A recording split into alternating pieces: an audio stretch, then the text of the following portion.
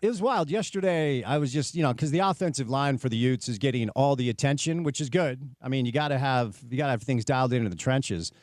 Michael Mokafisi has 33 starts, and we don't even talk about him. Yeah. It's all Spencer. It's all Caleb. Jaron's a captain, and Michael has 33 starts under his belt. Like, probably the fourth most important quote-unquote offensive lineman is one of the the longest tenured O-linemen. And he's moved around a little bit, right? He's one of those interior guys that, here's the deal. If you're an interior O-lineman, you don't want to hear your name very much because that usually means you're holding your false start, right? Every once in a while, maybe you're pulling and getting outside and getting a highlight block, but for the most part, you're doing your job if we don't hear much about you because you're just kind of handling stuff in the middle. And Michael Mokafisi does that really well. He's done it for quite a while. And, we've talked to folks who, yes, Lomu and Fano, but the three others in that offensive line room are guys that NFL scouts are at least looking at. I'm not saying they're going to be NFL starters. They're not going to be first-round picks like the two guys on the edge. But it's a really, really good unit. And Jim Harding, Isaac Asiata, and the crew they're really confident in what they can do. No doubt, no doubt. So it is here. College football is here. It is game week for week 0, and then next week it'll be game week on the station as Utah heads to the Rose Bowl to take on the UCLA Bruins. All right, we'll play you some sound for practice right out of the gates today. But before we do that, courtesy of our good friends, your good friends too at Prize Picks on a Tuesday afternoon, it is time now for your opening tip. Welcome to The Drive with Spence Checketts on Utah's #1 sports talk. Now into the studios of ESPN 700 to set the scene for the show. The opening tip of The Drive is brought to you by Prize Picks. Use the code ESPN 700 and run your game with Prize Picks. All right, NFL preseason is here. College football is here. Do not miss out on the action on Prize Picks. And this week, they're offering a really, really cool thing. So let's start with this. If you have not taken advantage of the fact that they're just offering you free money, you should do that. So download the Prize Picks app today and use the promo code ESPN700 to get $50 in lineups. After you play your first $5 lineup, don't even have to win the lineup to get the money. They're just going to hook you up with $50. So promo code ESPN700 to get $50 in lineups after you play your first $5 lineup. Prize Picks, you can run your game all season long. So this week, they're giving away what they're calling max discounts. So max discount number 1 is Avery Johnson coming up during week 0, and it's 0.5 passing yards for the starting quarterback for K-State. He will go over that. Max discount number 2 is Dak Prescott coming up next week during week 1 when they play the Eagles, and Dak just needs to have 1 passing yard for you to win. So if you combine those two, you're going to win right out of the gates with the max discounts, courtesy of our good friends at Prize Picks. So download that app, use the promo code ESPN700, and get yourself hooked up with a free $50, courtesy of our good friends at Prize Picks. All right, big news today regarding both BYU and Utah. History will be made in Provo as young Bear Bachmeier, a true freshman, is your starting quarterback for the BYU Cougars. Now, Bear won the job as he went head-to-head against McKay Hillstead, who has 8 starts under his belt up at Utah State before transferring down to Provo. And this is really, really interesting for a lot of reasons. Bear was not present for spring ball. He was at Stanford. Bear was not present during the summer. He transferred just in time for fall camp. And so I think that combined with the fact that he is literally a true freshman, probably, and certainly I'll speak for myself, I thought it was going to be McKay because he had the experience. But it was interesting as I listened to A-Rod, friend of the show, Aaron Roderick, offensive coordinator for BYU. He started to tip his hand a little bit in a way that you just kind of had to pay attention and then listen and kind of understand. Look, when it comes to coach speak, like part of me does believe, and I don't have anything to back this up. This is just an opinion of mine. Every time Coach Witt or Coach Beck was asked about Bird Ficklin, they took the opportunity to really heap a lot of praise on Bird. And part of me wondered if that was a message to Isaac, like, you have to step up and win this backup job. Devin's our guy. But if you want to be QB2, you're going to have to step up because you have some competition with this young man, Bird Ficklin, and Isaac did enough to win the job. He is the backup quarterback at the University of Utah. So you kind of have to listen to what coaches have to say and then do your own, lost in translation to try to figure out exactly what's going on. But A-Rod complimented the intelligence and the decision-making of Bear Bachmeier very early on in camp in a way that he wasn't as effusive with his praise for Trayson Bourget or McKay Hillstead. And part of me wondered, like, okay, are you building up your young freshmen to keep them in the mix, keep them in the race? But no, like all of these platitudes that seem to be coming out of camp for BYU turned out to be true. And then for what it's worth, on social media, people that are down there in a way that we're not because we're in Salt Lake, and I wouldn't go to Provo for pretty much anything, respectfully. It's the traffic and some other things. But the people that are down there on the ground, boots on the ground, were effusive with their praise for Bear, who, as a true freshman, will be the first to get the start in the home opener. I should just say the opener for BYU. It's never happened before for a athletic department, a football program that's had a ton of great quarterbacks, Hall of Fame quarterbacks, NFL, Super Bowl winners, MVPs and such. You guys know the list. Crazy that it is Bear Bachmeier to be the first true freshman to get the start in the opener. Now, he's the 7th true freshman to see action for BYU, but the first to get the start in the opener. Will wear number 47, which is just going to look weird. It's not a quarterback number. Bear was a running back and a linebacker when he was younger and latched onto that number, and he's going to wear it to play quarterback for BYU. He is an Asian American. It is the first Asian American to get the start for BYU. In the past 5 years, BYU has had their first African American starter in Jaron Hall, their first Jewish starter in Jake Retzlaff, and now their first Catholic Asian American starter in Bear Bachmeier. Kind of an interesting dynamic for an institution, how shall I say, maybe not known for diversity, to put it lightly, to put it gently. So just kind of an interesting thing. He's a pretty impressive kid. When you hear him interviewed, you can tell that the IQ is there. Of course, went to Stanford, obviously has a good academic pedigree. His brother, Tiger, is a wide receiver for BYU in the rotation, so we'll have a Bear to Tiger call. Here's my question. Their older brother is Hank.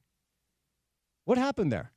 Hank Bachmeier was the starting quarterback for Boise State for a while. Like, did the parents have some sort of experience in nature where they just decided to name their younger children after animals? It's like, it's Hank, it's Bear, and Tiger.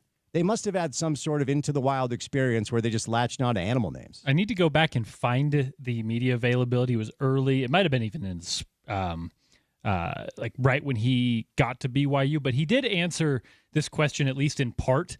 From what I understand, all of the names, Hank, Tiger, and Bear, are like a family thing before these guys, before their parents. Okay. So I got to go at least see the details, but I think that's the case. The only thing that is going to, well, one of the more, I'll just say, annoying elements of this is going to be all the dopey puns that our BYU bros use, like, I'm going to bear my testimony. Let's bear witness. Oh, wow, there you go. Get ready for all of that, man. Get ready for our guy Spencer Litton, our friends that are goobs down in Provo. They are going to lean in to all the dumb puns with Bear under center, and it's just going to be maddening. But happy for the kid. It's a really cool thing. As I've been talking about during this race, I'm of the opinion that if it's even kind of close at all, just go with the kid. You know, they got the Ryder Lyons kid coming in. He's serving a mission, I think, but it's like a short mission. I'm not familiar with how that works. When I was young, guys would go on missions, and you'd be like, okay, well, I'll never see him again. And now it's like a year and a half thing or something. I'm not really sure how that works. But Bear's a freshman, so is he around for a couple of years playing that position before Ryder's ready?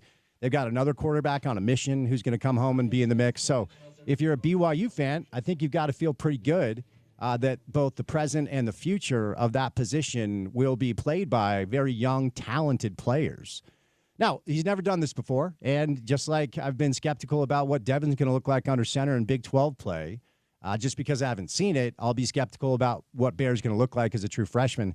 He's built differently than either McKay or Trayson. He's bigger, he's stronger, and he does pop on film. When you look at it, you can tell that there's a lot of talent there. So Isaac Wilson, QB2 at the University of Utah. Last year, Isaac saw action in 9 games. He started 7, had 1,500 passing yards, completed 56% of his passes, 10 touchdowns, 11 picks, a rating of 117.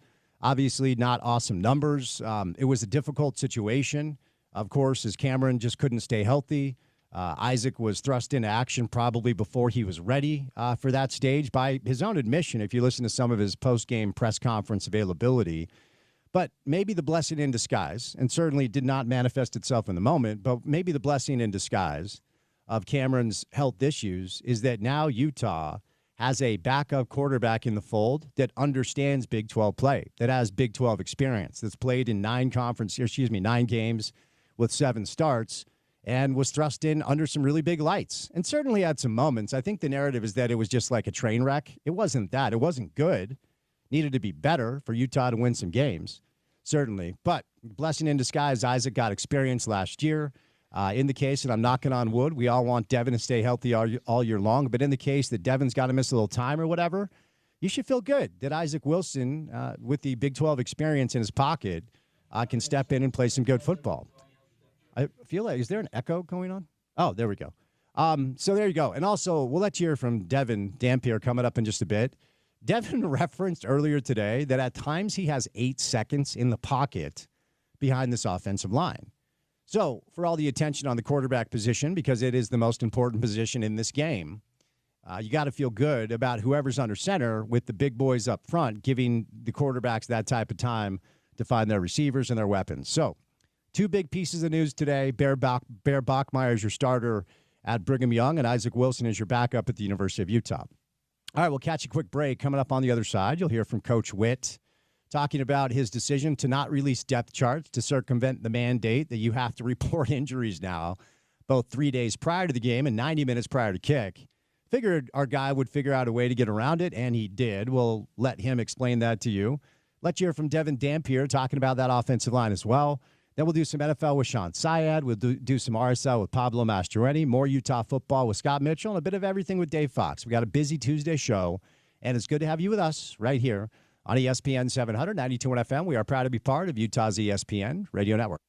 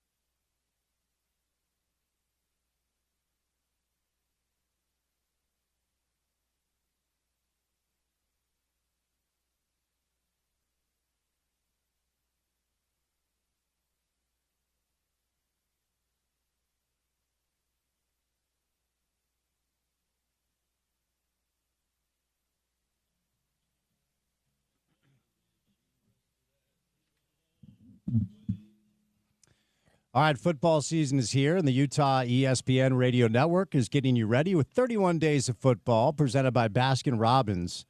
Tune in daily for the best coverage of the NFL, college, and Utah area high schools. It's the 31 days of football presented by Baskin-Robbins on your home for football, ESPN 700. We got Sean Syed stopping by today to do some NFL. Get you ready for your fantasy football drafts. Porter, what is the date of your first fantasy football draft? I think like December 31st. I think. That's right. We need the annual reminder that Porter doesn't like fun things. I'll do like the playoff one, right, where you just like pick the best players. And yeah. No, I probably won't do any this year. Oh, Sorry. I know that you won't. Is it? Sorry, I'm not fun. No, there's a tin of hubris when we talk about that. It feels like you think from me. Yeah, you think you're too good for fantasy football. I should be running a real football team. That's what. You think so? No. I think have a little confidence in yourself. I think what it is it is a little bit like where I want to see it. There's a problem with me where like if I am building a team, I want to see it out there. I don't want to watch this player and that player. So like I'll go on Madden and I'll create a team and I'll do the GM thing. When it comes to on a Sunday, I don't want to have like different cheering allegiances already conflicting my very difficult emotional navigation that happens on Sundays, right? Being a Cowboys fan, it puts you in a interesting place mentally on Sundays, and you just gotta keep it mellow. You gotta keep it even keel, or you may go insane, Spencer. It does make you less of a fan. Okay, it changes it. Huh? I will concede that, and I felt as dirty as I've ever felt one year when Tom Brady was my quarterback. And the Patriots were playing the Jets like week 16. Of course, the Jets were out of it because they're the Jets. But I needed Tom, who I abhor as a quarterback and as a human because he's corny. You can tell me Brady's great. You can't tell me he's cool, as I've said for years. You can tell me he's great, and that's fine. The numbers are there, but you can't tell me he's cool. But I needed like 25 points from Tom. So I felt extremely dirty cheering for Tom Brady against my New York Jets. You're not wrong there. It makes you less of a fan. That's kind of where it really bothered me. And then once you start really doing it, everyone's going to want to do the money thing. And I want to stay away from that when it comes to sports as much as possible. Shout out to Prize Picks. Indeed. But other than that, yeah, I want to veer away from that part of sports. Okay, fair enough. And I am in 3 leagues this year, which is more than I usually do, but I have an old school league with my buddies from college. This is like year 28. I can't quit it now. Started an RSL league in 2004 that's still going. Our guy Elliott's in it. We kicked Trey out years ago. And then 2 was enough, but my little nephew decided to start a league, and he's like, Uncle Spencer, will you play in our league? It's all my nephews and my brothers and my son. There's 12 of us. And you can't say no. No, not at all. And honestly, I don't even try in that league because I just want to be connected to my family. I let the young ones win. So I am in 3 leagues this year. Nobody gives a riff about my fantasy football career, so we'll move on. We are going to bring in Sean Syed to talk some NFL, and maybe we'll do some fantasy with Sean, get you ready for your drafts. Scott Mitchell, Dave Fox, Pablo Mastroeni got a busy show, but as we are wont to do during fall camp, every time there's notable sound up on the hill, we bring it to you. So we'll start with the head ball coach himself. Here is Coach Witt. Kyle, you had your second scrimmage. How's everything going? How's the depth chart shaping up? It's shaped up. We probably won't release one, though. With the new, what do you call it, health rule, or the rule that the Big 12 put out, that's really all we'll release each week is who's available, who's not. But I can tell you that Isaac Wilson is number 2 right now, and Bird Ficklin will have a role as a number 3 guy, a portion of the offense that they'll have available to him. But I think we're pretty well set in each position, and we know who the travelers are, who the scout team guys are. And 12 days out, it's time to really focus and hone in on UCLA. What are your thoughts on the Big 12, mandating injury reports? I know you like keeping injuries close to your vest for the past few weeks. What are your thoughts on it? Yeah, we'll adhere to it. It's not a problem at all. Kind of wish the Power 4 was all on the same page, and each conference didn't have their own spin on it. I don't know why we can't get together and have one uniform injury report or whatever you want to call it. But sure, we'll adhere to the rule, and the way I understand it, it doesn't count. The rule's not in place for non-conference games, so it's only when you're facing a conference opponent. And so we'll fill the paper out or whatever the procedure is and go from there. Kyle, we haven't heard anything about the specialists this fall. How have they been performing so far? You know, they had a good day today. It's been a little bit erratic, some positive days, some not so good days. But Dylan Curtis, our place kicker, was 100% today, and he's got a strong leg. He has, without question, got the strongest leg that we've ever had. Now, Matt Gay might take exception to that, and Andy Phillips, but this guy hit a 65-yarder in practice with no problem, and so but he's a freshman. He's never kicked under the bright light, so. My guess is he'll handle it pretty well, but he has not kicked in a college football game, so we don't want to get ahead of ourselves, but as far as leg strength, it is there. Orion, our punter, has had a little bit of a sore leg during the course of camp, so he was shut down for a little bit of time, but now he's back, and looks like he's going to be able to do a good job for us. Kyle, how does K.O. Johnson look? How's he look? Yeah. He looks great. He's the captain of the secondary back there, him and Smith Snowden. He's everything you want in free safety. He's a good tackler. He's got range. He's got instincts. He takes good angles on the ball. He's got good ball skills. He was a receiver when he came here, so he's certainly very capable as a ball catcher. So and he's got size. He's 6'2" and about 200 pounds, so he's the whole package. Have you just seen that gradual growth with him every year? Ever since he got here, he's taken a step forward each year. And I can't remember when we moved him. I think it was after his freshman year we moved him to safety. But when we recruited him, we had that in mind. He may end up on that side of the ball. But I think he's really in the right spot and doing a good job. Where do you feel like Isaac has improved this offseason? Decision making, his clocking head, getting the ball out quicker, not holding on to it as long.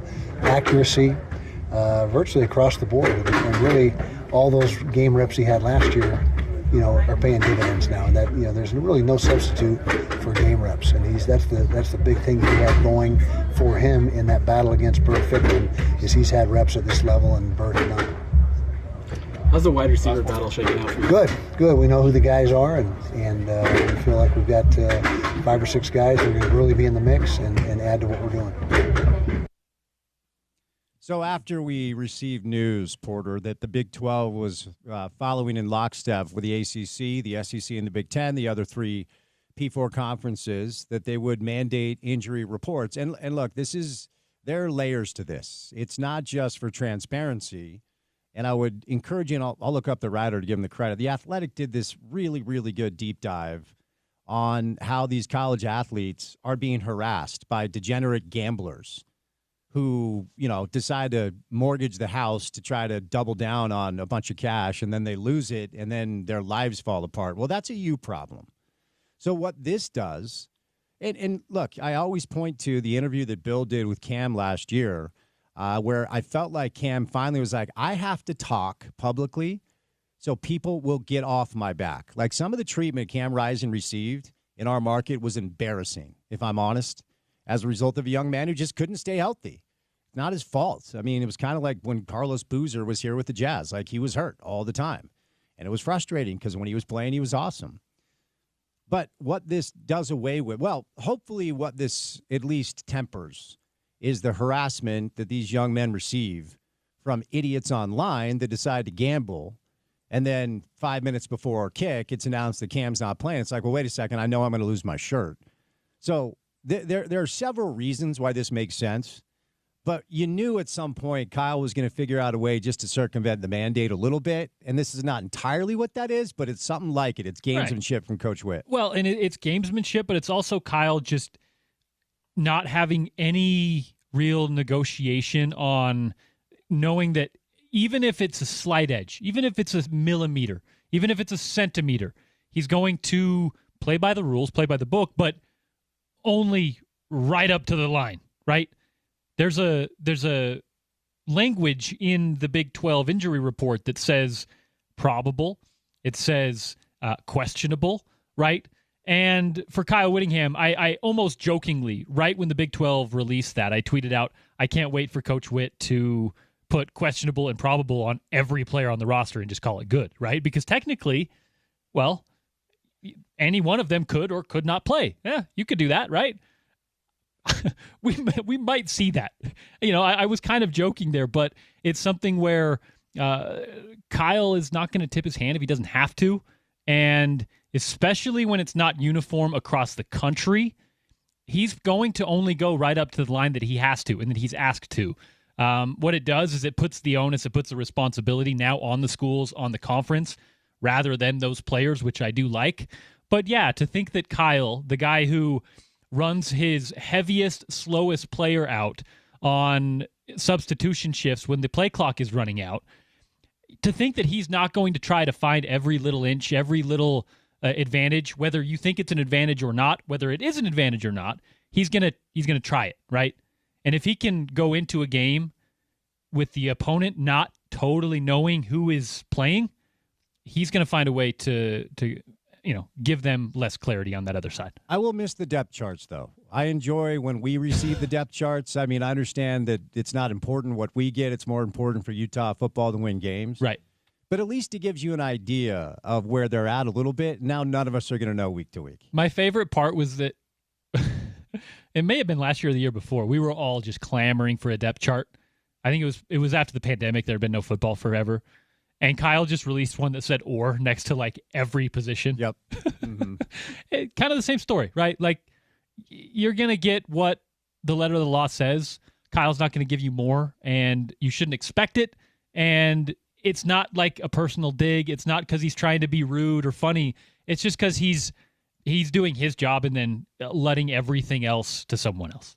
The best coaches in any sport will do everything they can in a very maniacal way to find an advantage. I mean, it was Bill Belichick cheated, straight cheated on multiple occasions with Spygate, Deflategate. You're going to do everything you can, and sometimes you'll even go over the line to give yourself a competitive advantage because results equals job security equals generational wealth. Like, there's a lot at stake here. I understand it. But I will miss the depth charts. I just want to be clear. Yeah, the depth charts are nice. But yeah, like you said, at least there's no like destroying cell phones right after you get caught doing something. It's a little different gamesmanship, but gamesmanship nonetheless. No doubt. So there you go. We'll continue with our sound from Ute practice. And let me remind you that if you're looking for any sound from Ute practice, whether it's this week or a couple of weeks ago or even all the way back to spring, our website has all of it. It's ESPN700sports.com. Before we catch a break, some interesting stuff from QB1. Here's Devin Dampier. Devin, Kyle said that Isaac is going to be your backup this year. How do you feel about him and kind of what you've seen from him? Yeah, obviously I think they had a great competition coming up. It took all this time for them to pick one. So, I mean, our room is deep, and I'm happy Isaac, won that spot. And I'm confident if he goes in there, he's going to do his thing. When you look at this offense, I mean, where do you feel like you can have the most success? Definitely in the area in the run game. Our O-line, when you're able to depend on the front, you can do a lot of things. I expect the holes to be really big, and I expect to have time back there in the pass game. So that makes my job really easy. How have your wide receivers looked this fall? Very good. Even from the summer. A lot of new guys came, and we're working by ourselves without the coaches there. So tremendous strides. We're clicking a lot more better, and yeah. Devin, you talked a little about wanting to work on turnovers this offseason. Now that you've gotten basically a full fall camp under your belt, how do you feel like you've improved in that area? Yeah, just knowing when to take chances and when not to, and being able to use my legs when I need to as well. Just not forcing the balls that I was forcing last year. How much does facing and lining up against this defense make you better under center? Yeah, it's so hard to tell people like how much you appreciate that, because it's dang near like in the game it's a lot easier than what I've been going against. So it's definitely a huge help for sure. You have a lot of offensive weapons. Who stood out the most this fall? Man, I really can't single out one, but the receiver group definitely stepped up for sure. They definitely deserve their credit, and I thought they did well all around. You're wearing a Spider-Man here. What's the kind of message behind that? I know you've been posting a lot about for Spider-Man on social media as well. Yeah, just my Spidey sense will be going on the field. That's why I want to get sacked. That's what I said. Okay. So what an answer. Oh my gosh, there's so many of them. I think Larry had talked about how this summer was difficult as receivers trying to get things going. Can you kind of speak to kind of how that can help you guys this year as you do move forward and building that connection with these guys. Yeah, just building that connection again. Every team doesn't play the same defense, so just being able to go out there and you get different coverages and you know what each other is going to do. That's the best way to click as a quarterback to a receiver. Always perfect. What's the best thing about this offense? One more question. I have one. The best thing about the offensive line, there's been a couple practices where I've probably had about 8 seconds in the pocket. So, to have that much time to throw the ball, we're gonna have a lot of completions this year for sure. All right, there you go. I mean, the main takeaway, Porter, continues to be every opportunity anybody has to bring up how rock solid this offensive line appears to be. Spencer Fano also addressed the media today. You can get that on our website, ESPN700sports.com, and he said they're 10 deep. Now, it's fall camp. It's still, 10, 11 days or so away from a game. So you're going to hear every coach and every player talk about the confidence they have in their position group, their schemes, their ability to win football games. That's kind of what this time of year is about.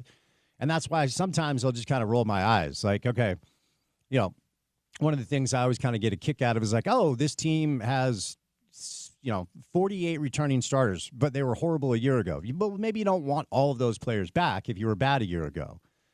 And so you're going to hear, platitudes. You're going to hear, some takes about just how locked in everybody is. And certainly last year, the O-line just couldn't stay healthy. And if they would have stayed healthy, I'm sure they would have been just fine.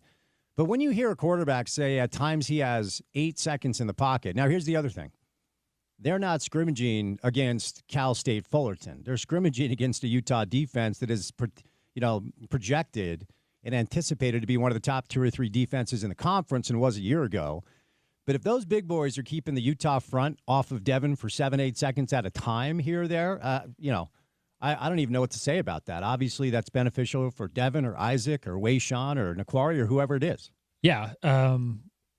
You always wait until live reps with the lines, right, with the interior. It's something you really, really cannot prognosticate about. And even when we do have high expectations of offensive lines, there's a chemistry you have to feel out, right? There's crowd noise that you don't have during fall camp. Now, you can simulate that a little bit with loud music and speakers and whatnot, but that's something that you get into the Rose Bowl, first game of the year, it's going to be a different situation than you've had as a group, as a tandem, as a 5-man unit so far. So you got to see how they react to that. But from everything we're hearing, man, and you take the word of especially the defensive linemen. Those are the guys you ask about the offensive line. That's why I loved the Pac-12, was it the Morris Trophy, where the opposing linemen would vote on the trophy. I always felt that was like the most deserving player of an award because of who voted on it. And the defensive linemen up at Utah say, man, we're not really having much fun going against the ones.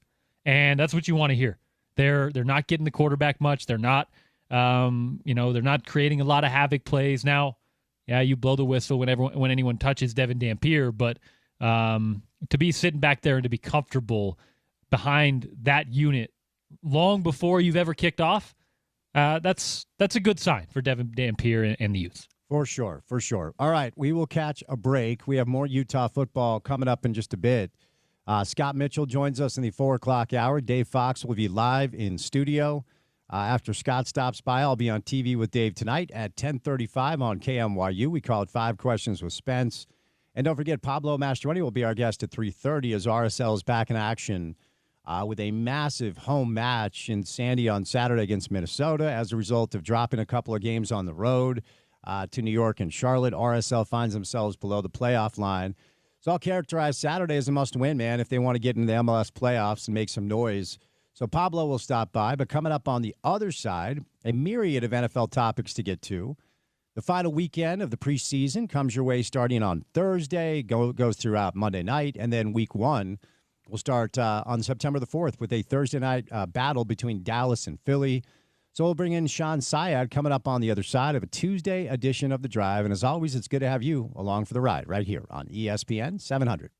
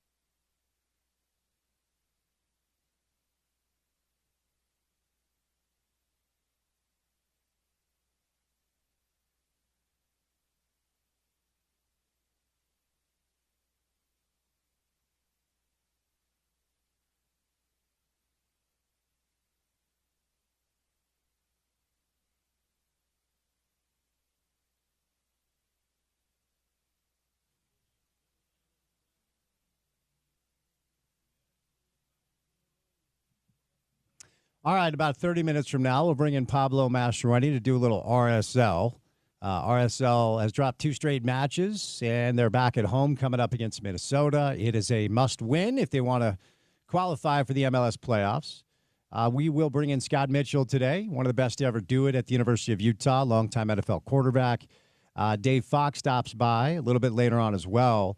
But while we're pretty college football centric on the show and on the station right now, the NFL is right around the corner. Week 1, September 4th, Dallas, Philly. One of our favorites, Sean Syed from Sumer Sports, on a Tuesday afternoon. Sean, happy Tuesday, man. How we doing?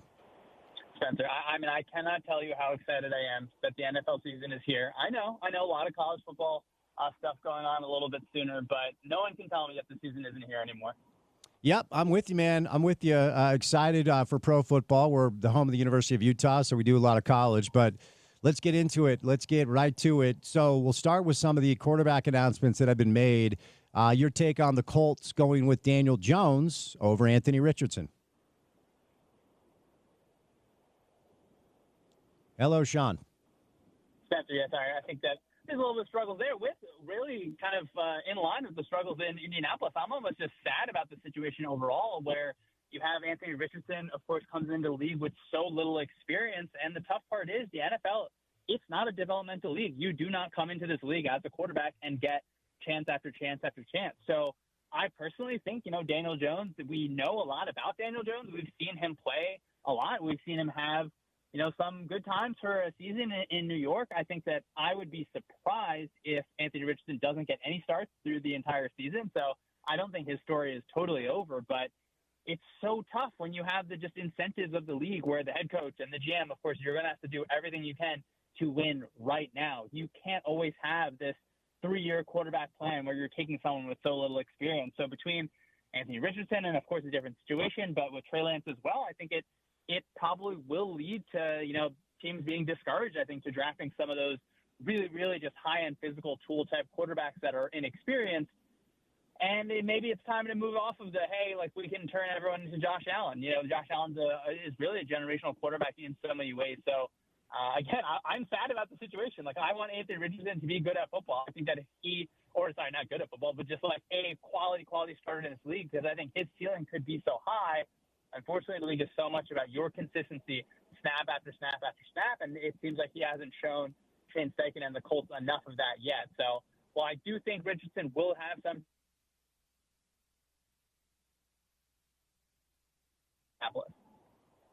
Sean, you're breaking up a little. I'm not sure if you're in your vehicle or what have you, so we'll keep going, see if we can keep you on the line as long as we possibly can. Let's move over to Cleveland, who has 75 quarterbacks on their roster, including former Ute Tyler Huntley, Shedeur getting a lot of the attention, but it is 40-year-old Joe Flacco who will start out of the gates for the Browns. Are you surprised, and how long do you think that lasts? Yeah, Cleveland is another kind of odd one where I guess you're going to bring 4 quarterbacks into the regular season. I can't imagine it lasts, more than half the season, maybe at most. I do think that Kevin Stefanski and Jabari, they want to see, well, what do we have in all of these guys? If Gabriel jumps ahead, if Shedeur jumps ahead, my assumption is that towards the middle of the season, we will get time with Shedeur Sanders starting there, not only if Joe Flacco is not able to stay healthy, but at a certain point, you need to have those guys on the field. So I think you hope that you're able to bring those guys along, get them ready. It feels like Shedeur, put on a decent showing in that first preseason game against the Panthers. Of course, a lot still to improve from there, but I can't imagine that the plan is to start Joe Flacco for every single game this season. You're eventually going to want to get those guys live reps where you're able to see, okay, can we game plan our whole entire offense around this player? Can we find the different situations that are really going to maximize the quarterback's talent, whether that's a point guard type quarterback or something else? So it feels like we go from Indianapolis to Cleveland, just two interesting situations, I guess, Spencer, I would say. At the very least, I think they'll be entertaining. So, we're out here in now what is a Big 12 footprint, but formerly the Pac-12 footprint. And for a few years, Utah and USC played some really high-level football games. And under center for the Trojans for a minute was Caleb Williams. And it's interesting because it feels like the opinions on who he is and what he can be are all across the board. I've always liked him. I think there's a lot to like, but it didn't look great as a rookie. He has a new head coach in Ben Johnson, year one in Chicago. And the first preseason game, I thought he looked poised. I thought he looked solid. I thought he made some really smart plays, but it is preseason. What do you think year two in Chicago looks like, Sean, for Caleb Williams, and how can Ben Johnson help him out? Spencer, a lot of people have sold Caleb Williams stock.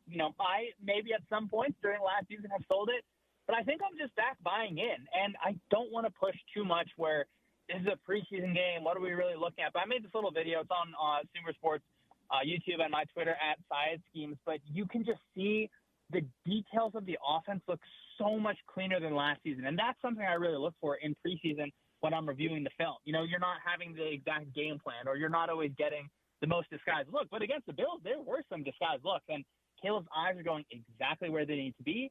His mechanics feel a little bit cleaned up. He is playing so on time. To me, Caleb has that in him, but I really do think Ben Johnson is going to be able to elevate that. And again, really already did, where he makes quarterbacks live so much easier. He streamlines the process. He gets you looking where you need to look. He gets your receivers open exactly when they need to be open and gives you answers to different defenses. So I think if I am, which I am buying a little bit of Caleb stock, I do think a lot of it is in Ben Johnson. And, we don't have to write off the number one pick after 1 year, right? It may take some time. It's not going to be a situation, I think, where we're going to have to wait 5 years to really figure out, all right, well, what is the situation? It may be that this is like a 2-year kind of rebuild for Ben Johnson, but I have so much belief in him, just in the infrastructure that he's able to bring to an NFL offense to get quarterbacks really just doing exactly what they need to do. So I'm pretty excited about it, and I think that infrastructure that's being created right there, it really showed in the early part of that preseason game against the Bills. I hope that it's able to turn over to the regular season, because early on, you're going to get Ryan Flores and everything he's going to throw at you with that Minnesota Vikings defense. So I'm optimistic. I'm excited. And that might just be, me taking a little bit too much from a preseason game. Yeah, but that's kind of all we can do right now. I mean, we'll have you on throughout the course of the NFL season when we actually have real football. And I know it's difficult to really analyze preseason because of all the dynamics in play, but you did reference the Bills, who the Bears played against, and we've got Dalton Kincaid and Cole Bishop, a couple former Utes on that roster. And you look at the sports books, and Buffalo is your favorite along with the Ravens. Of course, the Eagles and the Chiefs are in there as well. We'll get to some other teams. But do you agree that Buffalo should be either the favorite or among the top 2 or 3 to win the whole thing this year? They have to be within the top tier, just because when you have Josh Allen, it kind of doesn't matter if me and you are out there playing receiver. He's going to find a way to really put together a great offense. I think Joe Brady, the offensive coordinator, he's going to be a hot head coaching name next year as long as they're able to continue having success. But really a lot, I think, of credit should go to the offensive line, where they were able to stay healthy last year. Both their tackles were solid bookends.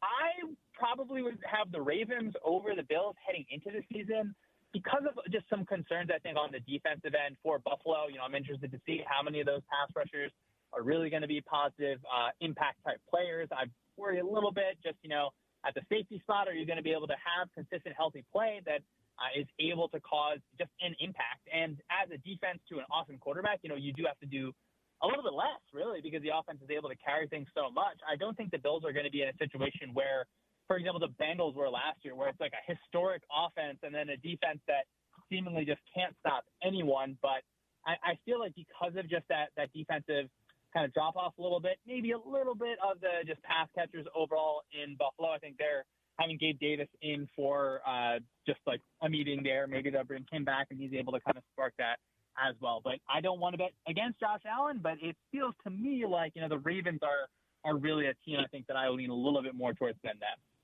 And then you cannot deny what Philly looks like on paper, right? I mean, that roster, top to bottom, ultimately can't be denied. And then Kansas City, of course, has 15 under center.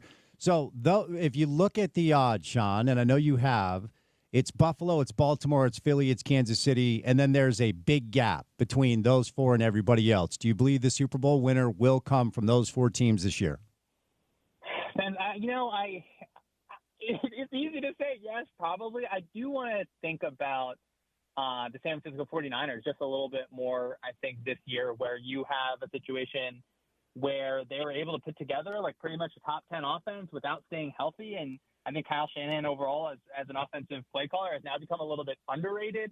I think you have Robert Salah with their defense where, look, they need a lot of things to fall in their favor, Spence, for I think their defense to be really, really a positive force. But I can't get the 49ers out of my head a little bit. I still feel like, the Eagles are going to be the team to beat in the NFC, even though, they're going to have a new right guard. They're going to have a new second cornerback. They're going to have a new linebacker. They're going to have a new safety. They have so many different parts, but their defensive staff, every single person returns. So do I think they're going to be the best defense in the league?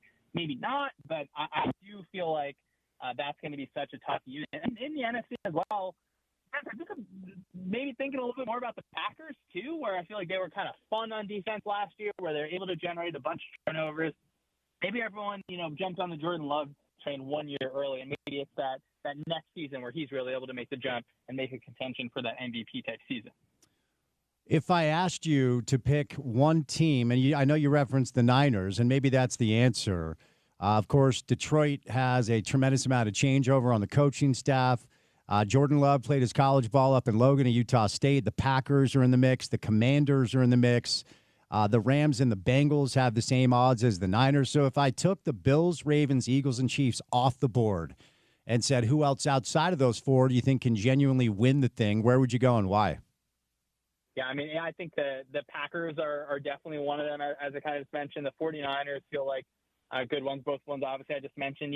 It's funny because that feels kind of right? Like I'm trying to convince myself, is it the Buccaneers maybe, where you have just a funky defense, you have a strong offensive line, you have Baker Mayfield, Baker Mayfield is just a good quarterback now. Like I don't think we really have to debate that because he keeps on putting together these good seasons. I would be curious if we could get a fully healthy Matthew Stafford, where it certainly seems like he is not fully healthy just based on all of the reports, but in a single game, if he's really firing, if you have Devontae Adams in that offense as well, who I think is going to be able to just be a jolt of energy there, I think he can absolutely still play. The Rams, if they get hot, that is an interesting one, where you have a defensive line who they are young, they're hungry, they're fast, they're going to cause a lot of problems for any offensive line that they come across. So I want to say, hey, I can convince myself of, maybe 7, maybe 8 teams, but it does feel like, Spence, to really earn a seat at that table, it feels like it's kind of a small table right now. Who had the best offseason? And you can name a couple of different teams as far as player acquisition. You can go draft, trades, free agents, coaching changes. Which offseason or off-seasons, Sean, did you like the most? I enjoyed kind of the Patriots at least trying to improve things in different ways. I think they tried to throw a lot of money at a lot of different receivers. It didn't fall in their favor every time. I think that staying in that division, the Jets, do I love Justin Fields in that spot? Maybe not, but it feels like they're just swinging in the right direction. They're, I think, going to have a team with an actual attitude. In terms of coaching staff, I really like to hire Liam Cohen in Jacksonville, where, the offensive line, I think, still has a bunch of things to figure out. But I do think there's a world where you get maybe Trevor Lawrence's best season in Jacksonville. I think those are 3 teams that I think of a bunch. And then for the Vikings to have J.J. McCarthy, that's not really like an off-season move. They did put a lot of beef on that interior offensive line there. I think going to have an opportunity to be a little bit more physical with you. So I think we can convince ourselves of kind of every team in the offseason. And Spence, that's kind of why I love the offseason, because everyone, it feels like, things are fine and dandy. But I'm curious what's going on kind of in that AFC East. I feel pretty comfortable with the Bills kind of winning that division. But, maybe it's a chance for the Patriots who have had a bunch of turnover. Obviously, bringing in the competency that Mike Vrabel really guarantees your team. Maybe they find a way to sneak into that second spot in that division, maybe get a wild card berth and push things ahead of schedule with Drake May. Since I referenced the Packers and Jordan Love, who played his college ball here in state, of course, he had the hand issue, non-throwing. He's back at practice. The news that I've read appears to be good. And, he sits behind Aaron for a few years and learns the ropes. And when he took over as the starter, I thought he acclimated well. It was a little bit of a rough start, but you expect that for someone who's never played the position full time. And I would say over the course of a couple of years now, it's looked good. It hasn't looked great. And the Packers have a standard that Jordan has to live up to. I think a lot of people are high on him, high on the Packers. What has to happen this year for Jordan to maybe take that next step and win a playoff game or more than that? As you mentioned, that thumb injury, of course, one thing you'd love to see for Jordan is just, being healthy. It is lucky, I guess, that that's on his left hand, his non-throwing hand. You're going to have to hand the ball off kind of weird. But last year, early in the season, you immediately have an injury, and that really, I think, slowed just his growth a little bit in that way. I still think there is such a high ceiling with Jordan Love. When he's hanging out in the pocket, you see the kind of his hands separated a little bit. He's on his tippy toes. You know he's going to throw the ball over every single player on the defense. So there's such an excitement there. There just needs to be, I think, a little bit of a fine-tuning sometimes with the overall decision-making where, when you have that kind of arm, I can't pretend like I do or when I played like that I had that. So he can fit the ball in any single window.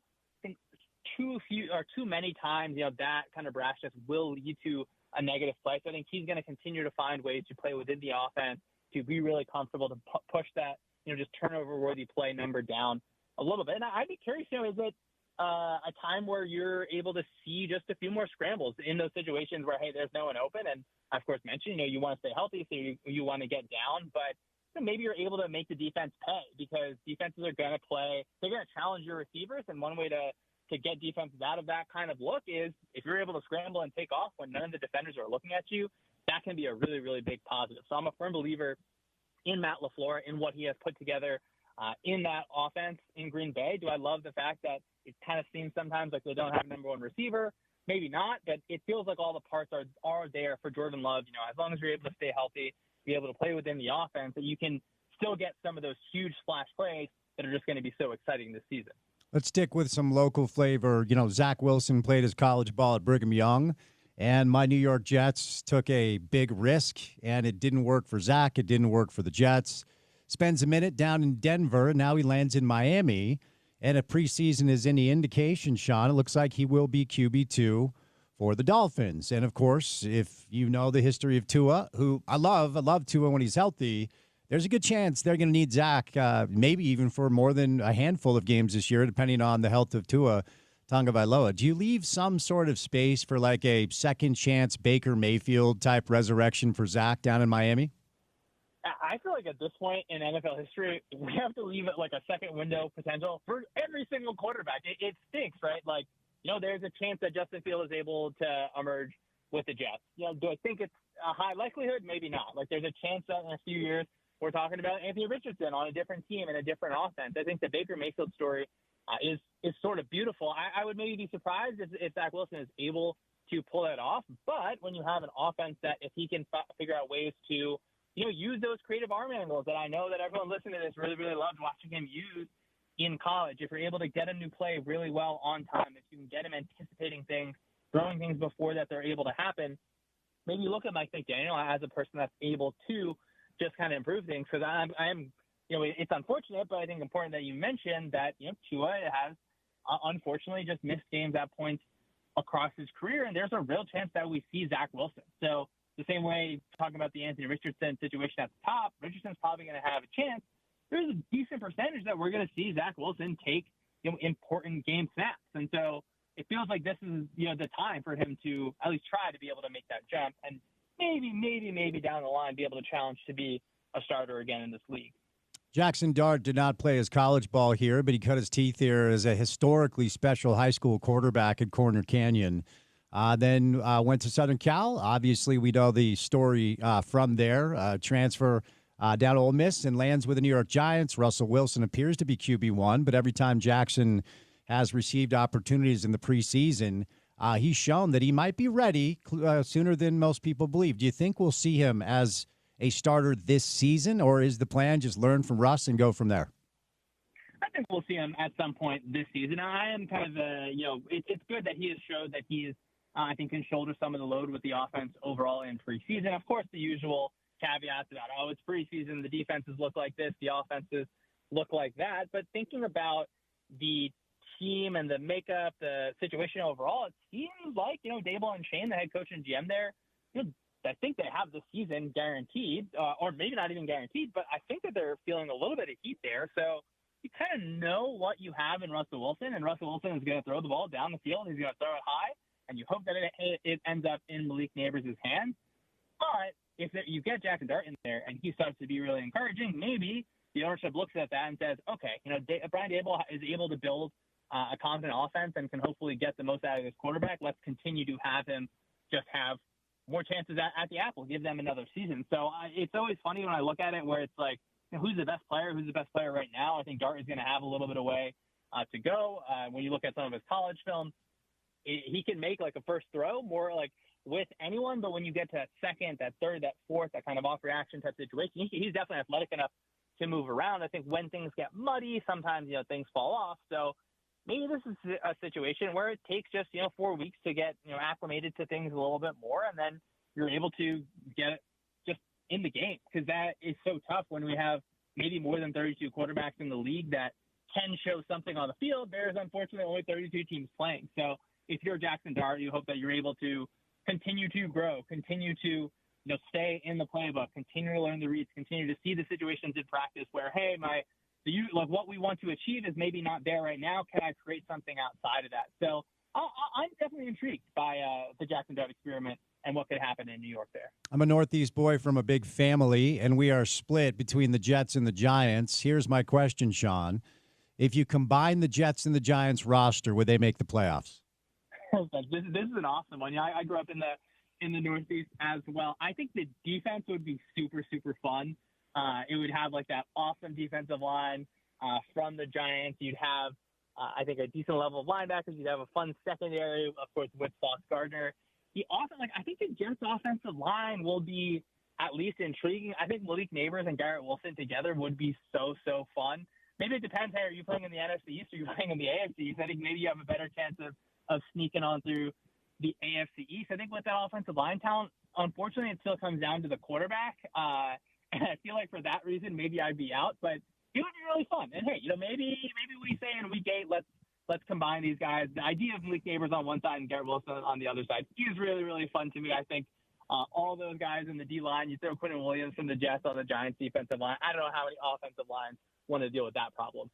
For sure. All right, with the remaining few minutes, let me kick the tires with you on teams that are popular in our market based off of geographic proximity. 10 wins for the Broncos a year ago. We have a grip of Utes on Denver's roster. Karene Reed, Caleb Lohner, Jonah Ellis, Garrett Bowles. I could keep going. I mean, they're kind of like the pro team that Utah feeds. And Bo Nix under center, Sean Payton on the sidelines. I think a lot of optimism. For the first time in a while, quite frankly, Sean, that Denver might be on a upward trajectory. Do you agree with that? What are you expecting this year from the Broncos?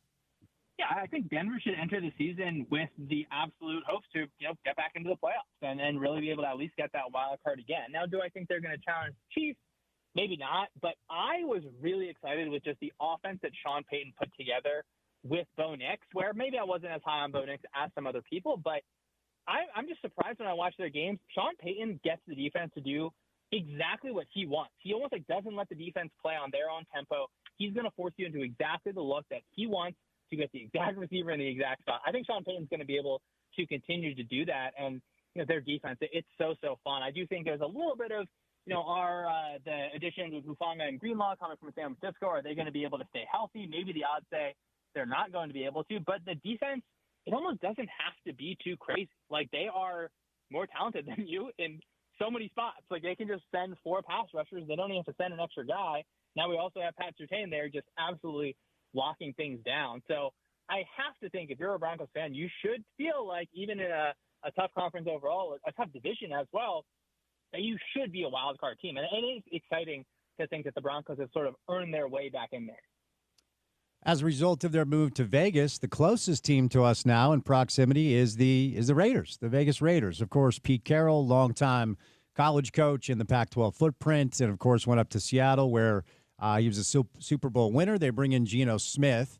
And look, you could do worse than Geno Smith. As a Jets fan, it didn't work out for us, but nothing works out for us. I've accepted that. So what do you think this looks like year one? Vegas odds over under, not really all that bullish on the Vegas Raiders. What's the Sean Syed take?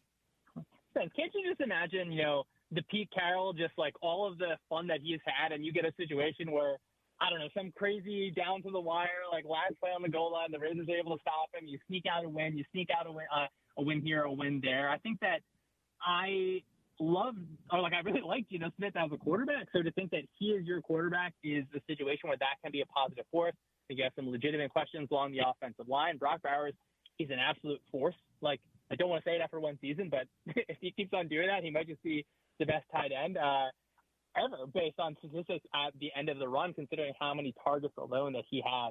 think there's a lot of questions on the defense. Of course, they have the unfortunate departure of Christian Wilkins there on the defensive line. Maybe, like Pete Carroll is able to just, bring the juice, bring the energy there, and you're able to get that team playing well.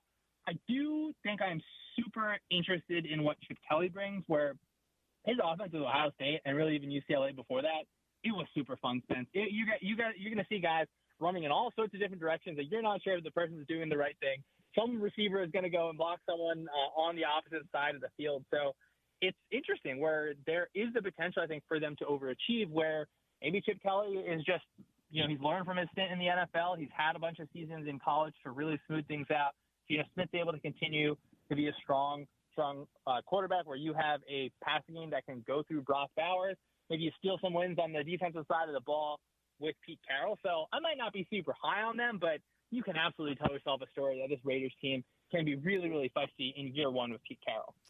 Final one, and then I'll set you loose on this one. Ultimately, you kind of talked about the Niners a little bit earlier, but as a result of, the Steve Young years, we have a tremendous amount of Niners fans here in the market. So best case scenario, when it comes to their health, they're going to have to get Brandon Ayuk back, and some other pieces need to fall into place as a result, as you pointed out earlier, of them paying Brock Purdy. Because I always felt like they had a Super Bowl winning roster, just not a Super Bowl winning quarterback, and maybe that's unfair to Brock. But before I set you loose, if everything goes as well as it possibly can for our Niners fans here in the market, what would you say they should expect? I mean, if everything hits, this is a Super Bowl team. It is, even with a really young defense, even with injuries at receiver. I am just such a believer in what Kyle Shanahan does. If you look at all the injuries they had that last year and you're still able to pull together a top 10 offense, I mean, I think that's special. And Brock Purdy is not the quarterback that is going to, have the strongest arm. He's improved every single time that he's played. For me to have the same opinion of Purdy now than when he first started playing, like one of his early games against the Seahawks, you get a bunch of situations where it could have been an interception, but it wasn't. And now he's able to extend plays. He's creating on the ground and really when things aren't clear there. And I think he has the adequate arm strength. And even if his arm isn't the strongest, I think he can throw with anticipation exactly where Kyle Shanahan wants. So it feels like Shanahan has found sort of, his match in Purdy in a way where Purdy's doing a lot of things that he wants while also being able to create just off schedule.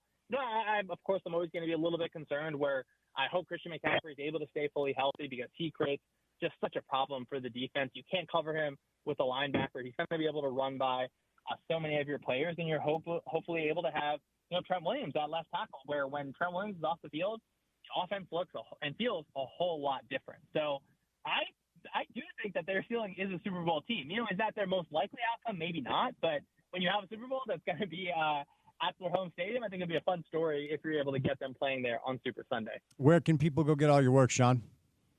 I appreciate that. You can check me out on Twitter at Syed Schemes. We just started a newsletter. It's going to be data. It's going to be a bunch of film stuff. You go to sumersports.com/stats-scheme-subscribe, or you just check us out on Twitter at Sumer Sports. And then I'm putting together a bunch of these video breakdowns, Spence, where just continue to learn the game, hopefully break things down as simple as possible on the Sumer Sports YouTube channel. That's Summer, just with one less M, Sumer Sports on YouTube.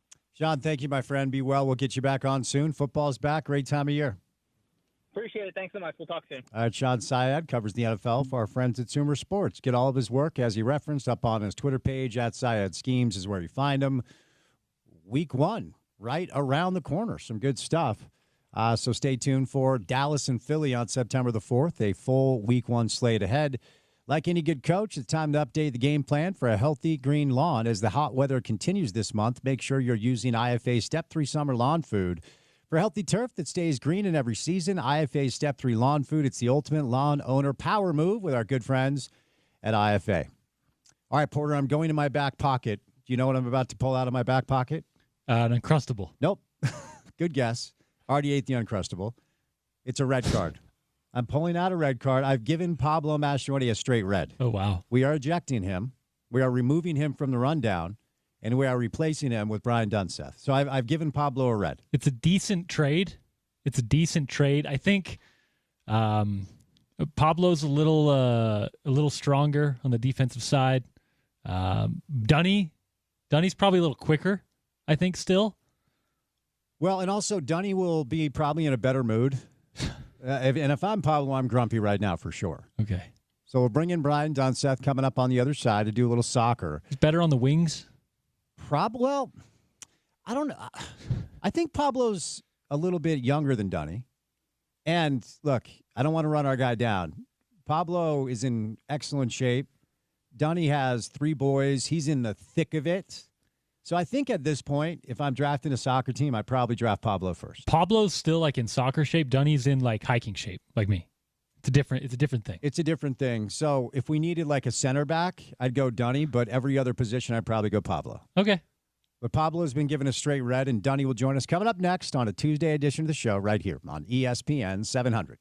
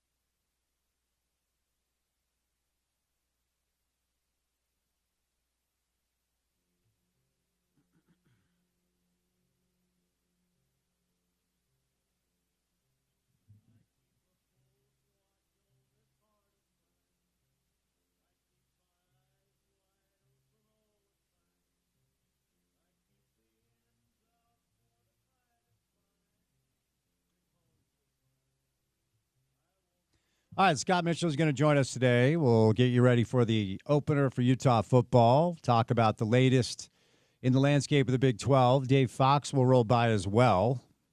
I'll be on TV with Dave tonight, 10:35, KMYU. We call it 5 Questions with Spence. On Thursday night, they class up the joint, and they do a little talk in RSL. And our next guest, when he is in town, is on with our guy DJ. So let's welcome in the legend himself. And yes, Dunny, you are a legend. Brian Dunseth on a Tuesday afternoon. Thank you for the time, Dunny. How you doing, bud? I'm doing great, Spence, except the fact I'm out here at Churchill Junior High, sitting in the shade, watching Micah train, and the sprinklers just came on. Oh, dear. And I went into a full panic mode of trying to figure out where my flip-flops were while still sprinting and understanding I was waiting just to come on air and trying to dodge these sprinklers that literally have the power to knock you off your feet. So slightly wet, but safe nonetheless. I appreciate you. Do you still have some quickness? Can you still move the way you did once upon a time? Well, I got a new hip a year ago, so I'm feeling great in the hip department, but I just had wrist surgery about a month ago. And so you kind of forget how necessary the wrist is when you don't have actual use of it. So when I'm trying to grab my cup, grab my phone, grab my flip-flops, and grab the chair and not get doused in the face and get knocked off my feet, you realize when you just have one hand, it's a little bit more difficult in real life. I got to follow up. When it comes to the new hip, what was the impetus? Yeah. Because your boy over here might be considering it. Why did you decide to go through with that, and have you been pleased with the results? Well, you know me. I've had this back issue since I retired. It was one of the main reasons why I retired. And it ended up I was shifting all my weight to take the pinch off of my back. And I just literally adjust my weight standing and slide my hip out, like slide to my left. And I burnt my hip out. And it was one day walking down in Manhattan Beach where I thought I had done my hip flexor. And it was just that last little fiber finally shredded thin. And then it just became the most annoying, ruthless throbbing every single day and every single night. And then that's when I went to go see Dr. Momberger at Tosh, and he set me right, man. It was the best decision I could have possibly ever had. All right, good to hear. I'm not there yet, but I don't know that I'm far off. But no, none of our listeners give a rip about our hip issues, so we can move on. We're old men. Indeed, we are. So, Duddy, I'm no expert, and I certainly am not a guy that blames the refs for very many things. But my soccer pea brain says when the ball hits the defender's hand in the box, that's a handball and it's a PK. But apparently it wasn't for RSL against Charlotte with Tim Ream there. And, of course, a lot of people upset about the no call. You're always good to, make these complicated. It doesn't seem complicated to me, but you're always good to make it understandable to folks that maybe don't fully get it, like myself. Why wasn't that called? And can you help me understand what seems to me a very obvious handball in the box was not to the officials? Yeah, updated laws of the game includes distance and any type of motion made towards the ball. So for me, that was not a penalty-worthy handling of the ball inside the penalty area, and I'll tell you why. Spence, and this is where I think Tori Penso could have been a little bit clearer, because there was no attempt for Tim Ream to make any motion towards the ball. And what she suggested was natural position of his body, which I do agree it was.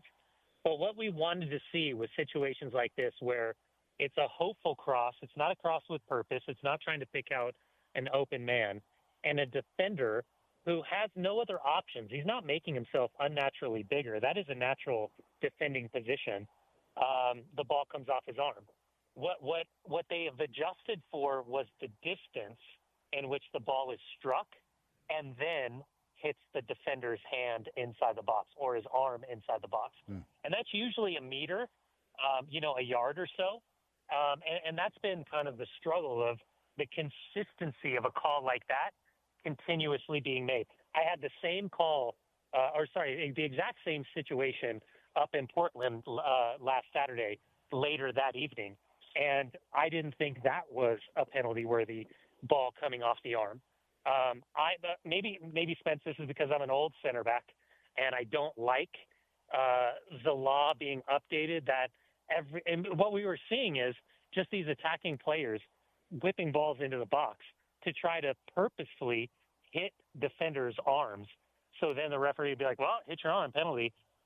They've tried to adjust the laws to understand for a defender, unnatural is putting his arms behind his back. There's nothing natural about that.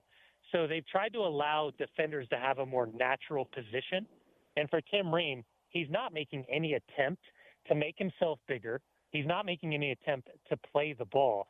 And I just think the verbiage should have been, from that distance, there was nothing he could do about it. He wasn't trying to knock a ball down and take away a goal-scoring opportunity.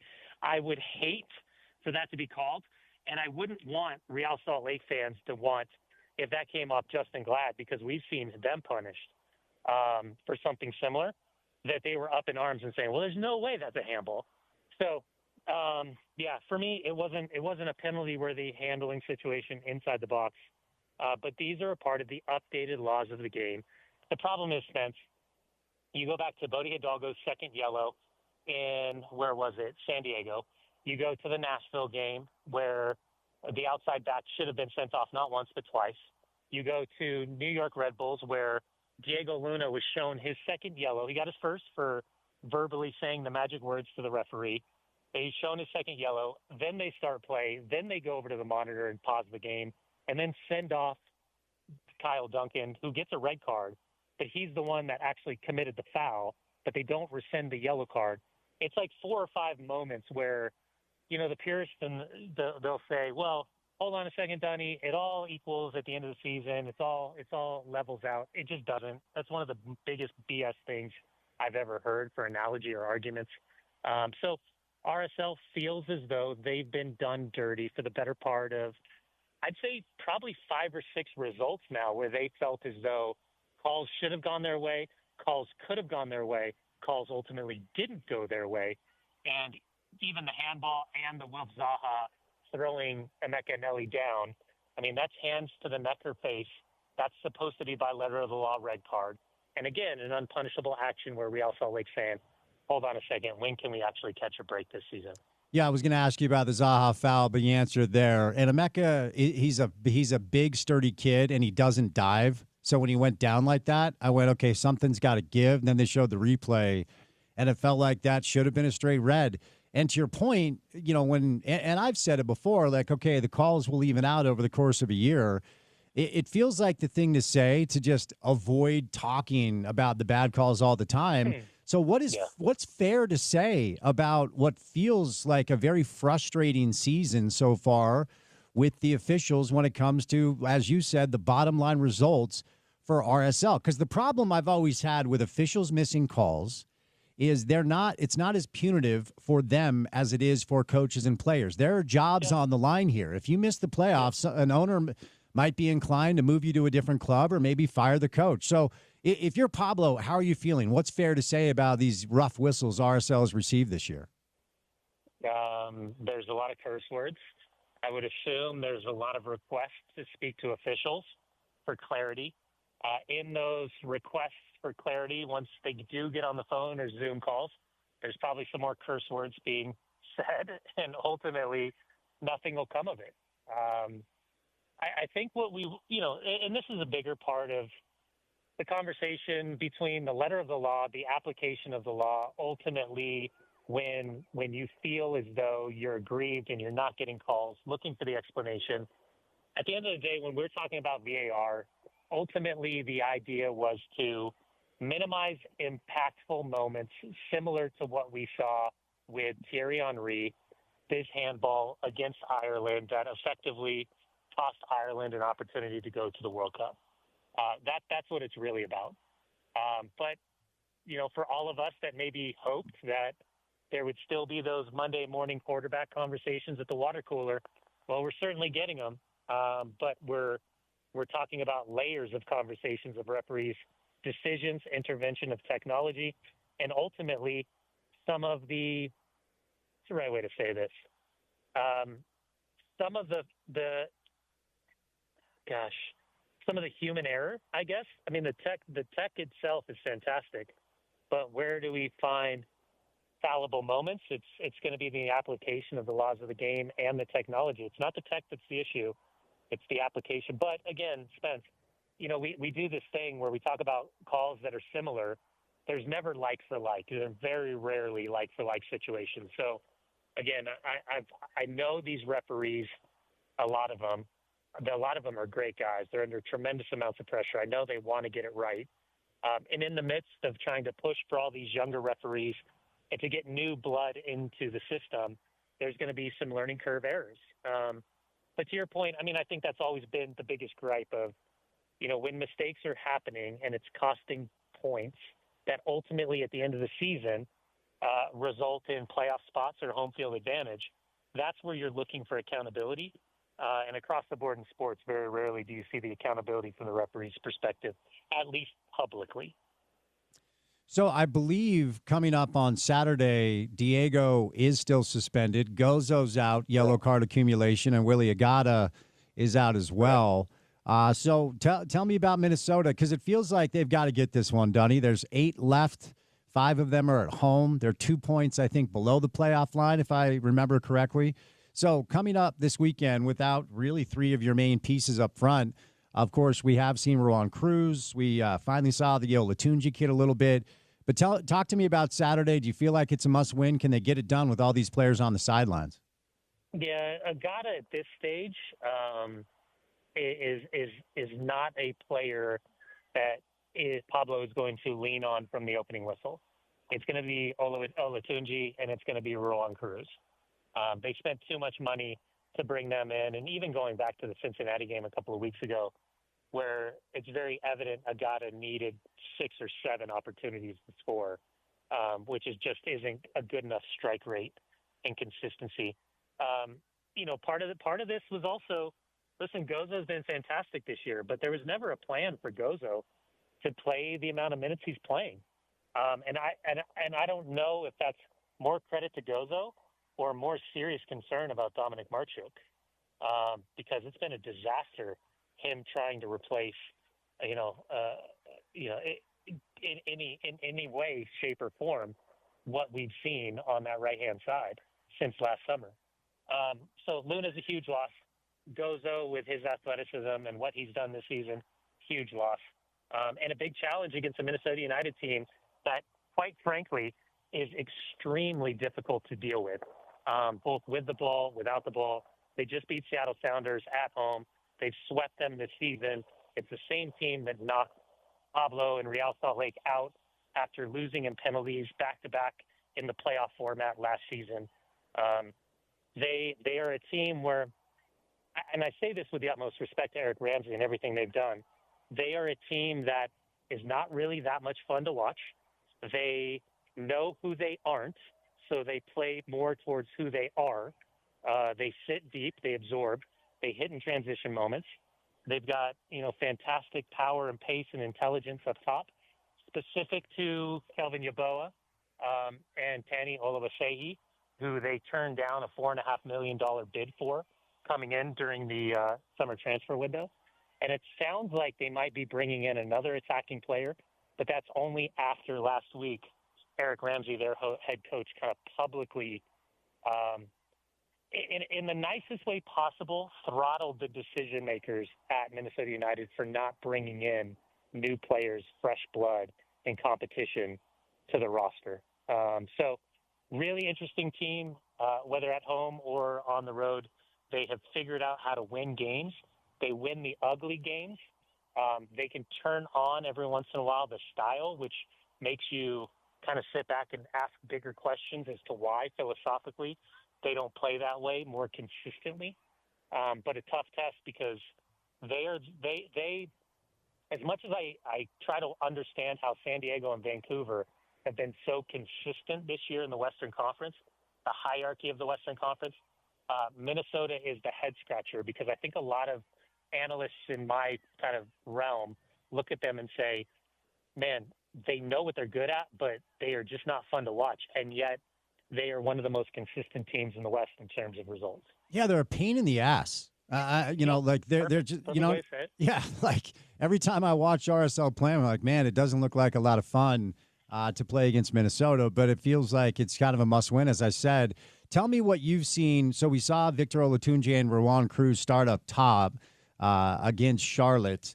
And, of course, there were a few opportunities, but it wasn't all that bright. RSL is second to last in the West in goals scored. They're tied for third in goals allowed. It's actually a good defensive group. Rafa's been so good in goal. But what have you seen from these two players brought in by Kurt and his staff during the summer window, and what should we be hoping to see moving forward based off maybe some things you've heard in training and such? Right now, I've only seen potential. I've only seen glimpses. Obviously, Kurt, Jason, Pablo will have scouted intently on the positions and the player profiles that they think fit this group. When you bring two players like this in, it also, I'll gently remind people that you have to change the system and effectively go to a 4-2-2-2 to allow those two players to shine, which then begs the question of Gozo, Diogo Gonzalez, and Diego Luna. What does that look like from two out of those three? Specific then, the trickle-down effect is Ojeda, Emeka, and then maybe Paulo Ruiz fits better than one of those other two because the other two are so similar in the 4-2-3-1 buildup. So there's a lot of questions. And with eight-ish games left, not a lot of time for adaptation. So again, potential and glimpses of what I've seen. And at some point, you're looking for, a bigger litmus test that includes goals and assists, or at least generating some really dangerous goal scoring opportunities, because I can see the potential and I can see the skill for these guys, but they've got to put it together sooner rather than later. One more RSL question, then I've got one additional question that'll set you loose. The secondary transfer window closes on Thursday.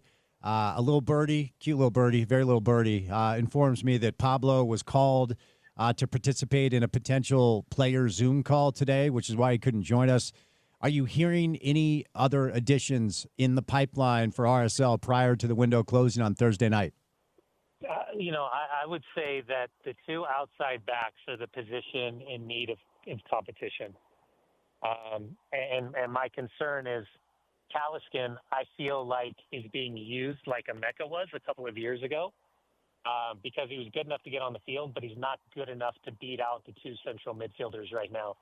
I think Real Salt Lake has been weak at the right back position basically since Brooks Lennon and Aaron Herrera left. And I think that's a position of need. I think they need some experience, some know-how inside of that locker room, some MLS know-how inside of that locker room, because at times they seem young and naive. But the window's still open till Thursday evening, so hopefully they can, get some work done. They've spent, new ownership has shown, you bring the right product to the table for a conversation that they're willing to invest. And it seems like the new infrastructure has changed significantly with ownership, which I would suggest is probably a good thing, based on how light the team was in the first half of the season. All right, Dunny, before we set you loose, I wanted you to chime in on this odd dynamic between former U.S. men's national team players, and you're included in that. You were the captain of an Olympic team once upon a time. Oh, I know where we're going. Yeah. And these current, and the irony of the current players, namely Christian Pulisic and Timothy Weah, it was in a documentary on Paramount Plus that they're trying to get people to watch, and they're accusing these former U.S. men's national team players of looking for clicks while they're doing the same thing. But it really reeked of a lot of entitlement, and they came across as babies. Timothy Weah went as far as to call Landon and Clint and whoever else evil for the criticism that they're, levying on these young players that are currently playing for the U.S. men's national team. You know this, I know this, because we have microphones in front of our face all the time. It is simply part of the job, and it's disingenuous to compliment players when the results aren't what we're all looking for. So as somebody who's in this ecosystem, what do you make of this back and forth?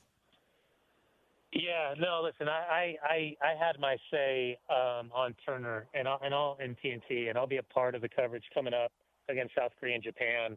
to the U.S. national team out in New York and in Columbus. I'll actually be on the next 6 games of the U.S. men's national team at the desk for TNT.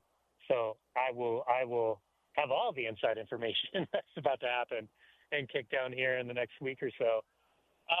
Yeah, listen, I'll repeat what I said at the desk. I think there's a lot that can be true and a lot can be false. And I think a lot of these guys can be right. And I think at the same time, they can all be wrong. I come from a generation of, playing with Tony Meola and Alexi Lawless and Marcelo Balboa and Casey Keller and Eric Winalda and John Harkes and Tab Ramos, all the outspoken guys. They were critical of the Tim Howards and the Gucci Onyewus and, the Carlos Bocaneggers and the Michael Bradleys and the Jermaine Jones and the Clint Dempseys and the Landon Donovans. It was just a different time. We didn't have the accessibility of TikTok and Instagram and podcasts and video formats. And, usually this stuff was in USA Today or it was on ESPN or it was in Soccer America. But the criticism has always been there. Now everything else is different, right? It's platforms, it's products, it's vanity projects, it's people making money. And at the same time, people get sensitive. I really do enjoy Tim Weah. I like him a lot. I was actually really surprised at the determination that he came out with.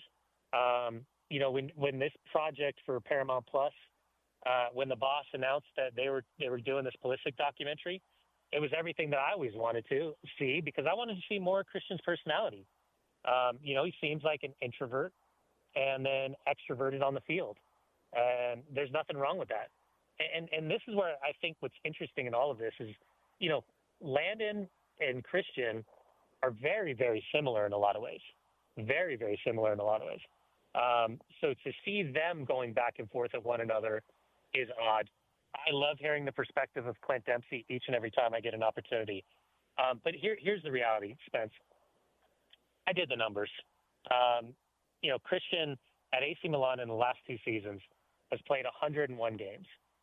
In the 4 years he was at Chelsea, he played 146 games. One of the reasons why he's at AC Milan playing all these games is very simple. He's starting every single game, and he's playing as many minutes, 75 to 90 minutes per match. And he's healthy because he's starting every single game. And I asked him personally, I said, what's the difference? He said, I'm not warming up on the sideline and coming in and exploding for 15 minutes. I'm warming up properly, and I'm having the opportunity to start the game. And he's like, I think one of the reasons why is because I was primarily used as a spot starter and a substitute, and that was part of the reasons why I was breaking down. So, listen, he needed to and Spence, the reality is I never expected him to take part in the Gold Cup. Yeah. I didn't expect a lot of the boys, a lot of the big dogs to play in the Gold Cup. But what I found out was when I asked Pochettino why Tim Weah and why Weston McKennie, who were playing with Juve at the FIFA Club World Cup, weren't playing when 3 of their teammates were in the Turkish team and in the Swiss team against the United States, I was told that Mauricio Pochettino only wanted guys that were going to be there for those first 2 games and the entire of the tournament. They didn't want them just for those first 2 games. They wanted to try to build something.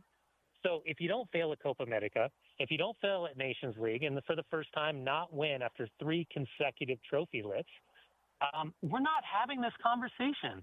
Nobody would have had a problem with Christian going out of the Gold Cup. So you got a lot of holier-than-thou movements. I don't have a problem with it whatsoever. Christian decided he wanted to go on Paramount Plus, who's doing his documentary, and have his say. His dad gets involved. His friends are involved. Tim Weah is involved. It's not a good look. And at the end of the day, everyone comes off as super sensitive. Here's the bottom line, Spence. I and a lot of other people were questioning the build-up to the 2022 World Cup in Qatar. And those final 2 games, they were terrible against Japan and Saudi Arabia. And I was wondering publicly about Christian's ability to lead the group. And I was dead wrong, because when they got into Qatar at the World Cup, he was easily the best player, the most valuable player, the most important player. And he doesn't lead by words. He leads by example. He leads by his play.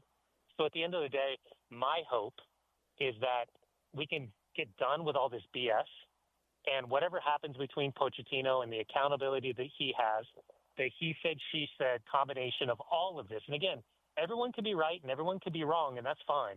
The reality, Spence, is having Christian Pulisic in the starting 11 is better for the United States because he is easily the most consistent producer of results in big moments that we've had since the retirement of Clinton Landon. And I'll throw Michael Bradley and Josie Altidore and, Gucci Onyewu and DeMarcus Beasley, Steve Cherundolo, Tim Howard. He's the next generation. He's the only holdover of that last generation. So hopefully we can all figure this I almost cursed, this BS childish antics that we're seeing, and we can move on. But what I am really intrigued, Spence, is to see if Mauricio Pochettino, who has shown a malicious side at your Tottenham Hotspur when it's come to a couple of different players, he can't treat this like Tottenham. He can't get rid of players. He can't, buy players from other clubs. So how he manages this relationship is going to be a really, really fascinating one to see in real time heading into those September friendlies right around the corner. Donnie, you're the man. I appreciate the time on short notice. Have a great week, bud. We'll chat soon, okay? Yeah, sorry, I know that was long, but a complicated question. All good, man. You, bud. All good. There he is. Brian Dunseth, RSL original, MLS vet, was the captain of the Olympic team once upon a time and has become one of the best analysts in the game. Appreciate Donnie's time on this Tuesday afternoon. Want to remind you guys, if you're looking for a place to watch RSL or, quite frankly, any game, NBA, Jazz, NFL, Utes, college football, BYU, Beer Bar is the spot. Here in downtown Salt Lake City, Utah, it's 161 East, 200 South. We were on remote there a couple of weeks ago. They've redone their entire menu. A bunch of great beers. If you're not a drinker, they've got options for you as well. Check them out at beerbarslc.com or just stop by 161 East, 200 South here in downtown Salt Lake. Appreciate Donnie's time. We'll catch a break. Coming up next, we're back to Utah football. We're back to college football. Scott Mitchell is our guest on the other side. Then it's Dave Fox. We'll launch into the 5 o'clock hour of the program, and we will say goodnight at 6 on a busy Tuesday drive. But it's good to have you along for the ride right here on ESPN 700.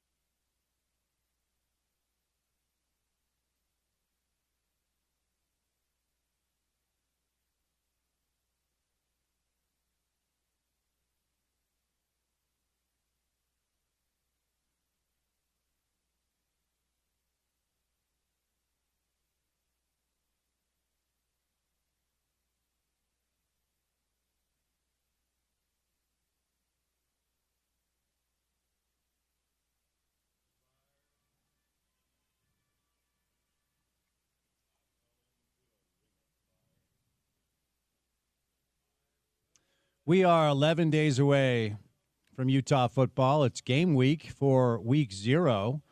So college football is here for all intents and purposes. Our next guest, one of the best to ever do it at the University of Utah, longtime NFL vet as well, good friend of the show. You can hear him on our station and our sister station on a Tuesday afternoon. It is the great Scott Mitchell. Scott, happy Tuesday, man. How we doing? Oh, I'm doing wonderful. Thanks, Spence. It's good to be on. I appreciate the time. So take us behind the curtains. 11 days out. What's going on? Are we UCLA specific now? What's kind of the tone and tenor of the biorhythms of a college football team 11 days away from kicking off? I actually think this is one of the hardest times of the entire season because you've been in this camp mode and there's a rhythm to it. And everyone's involved in it. All the backups, all the guys fighting for a spot, to play or to be on a travel squad or whatever it is. And then all of a sudden there's just a day, boom, and it stops. And it's probably right now. You look at the declaration, all these colleges are naming their starters. BYU named their starter. Michigan, Notre Dame, they all naming their starters. So they're going into the regular season mode. But it's still, like you said, 11 days out. And they've probably been in that mode they'll probably be in it for like 2 weeks. And the biggest challenge and why it's so hard is the guys that have now got practice reps and played a lot in the scrimmages, their time is over. Like they don't get reps anymore. The ones get most of the reps, the majority of the reps. The twos get some, but it's mostly the starters that get all the reps now. Now you might get reps on the look team or whatever, but those aren't reps. Those are just you're taking one for the team because you're not really practicing your offense or defense when you do that. You're giving a look of a different team. And the challenge for the guys that are starting now is you can almost do too much. You can almost have too much preparation. You can almost like you get kind of stagnant because you've just practiced. You can almost get into bad habits sometimes. And you can tell typically when a team starts the season if they've been like that because they usually start out flat or weird or not in a really good rhythm. And so much of it, I believe, is that they've just practiced almost too much. And so it's a funny time. It's a fine line between being prepared, being over-prepared, getting stagnant, getting into bad habits. And then the guys that aren't playing, they kind of have to get over sulking and, hey, I lost the competition and I now have to take a back seat. And it's just a really odd time of the year.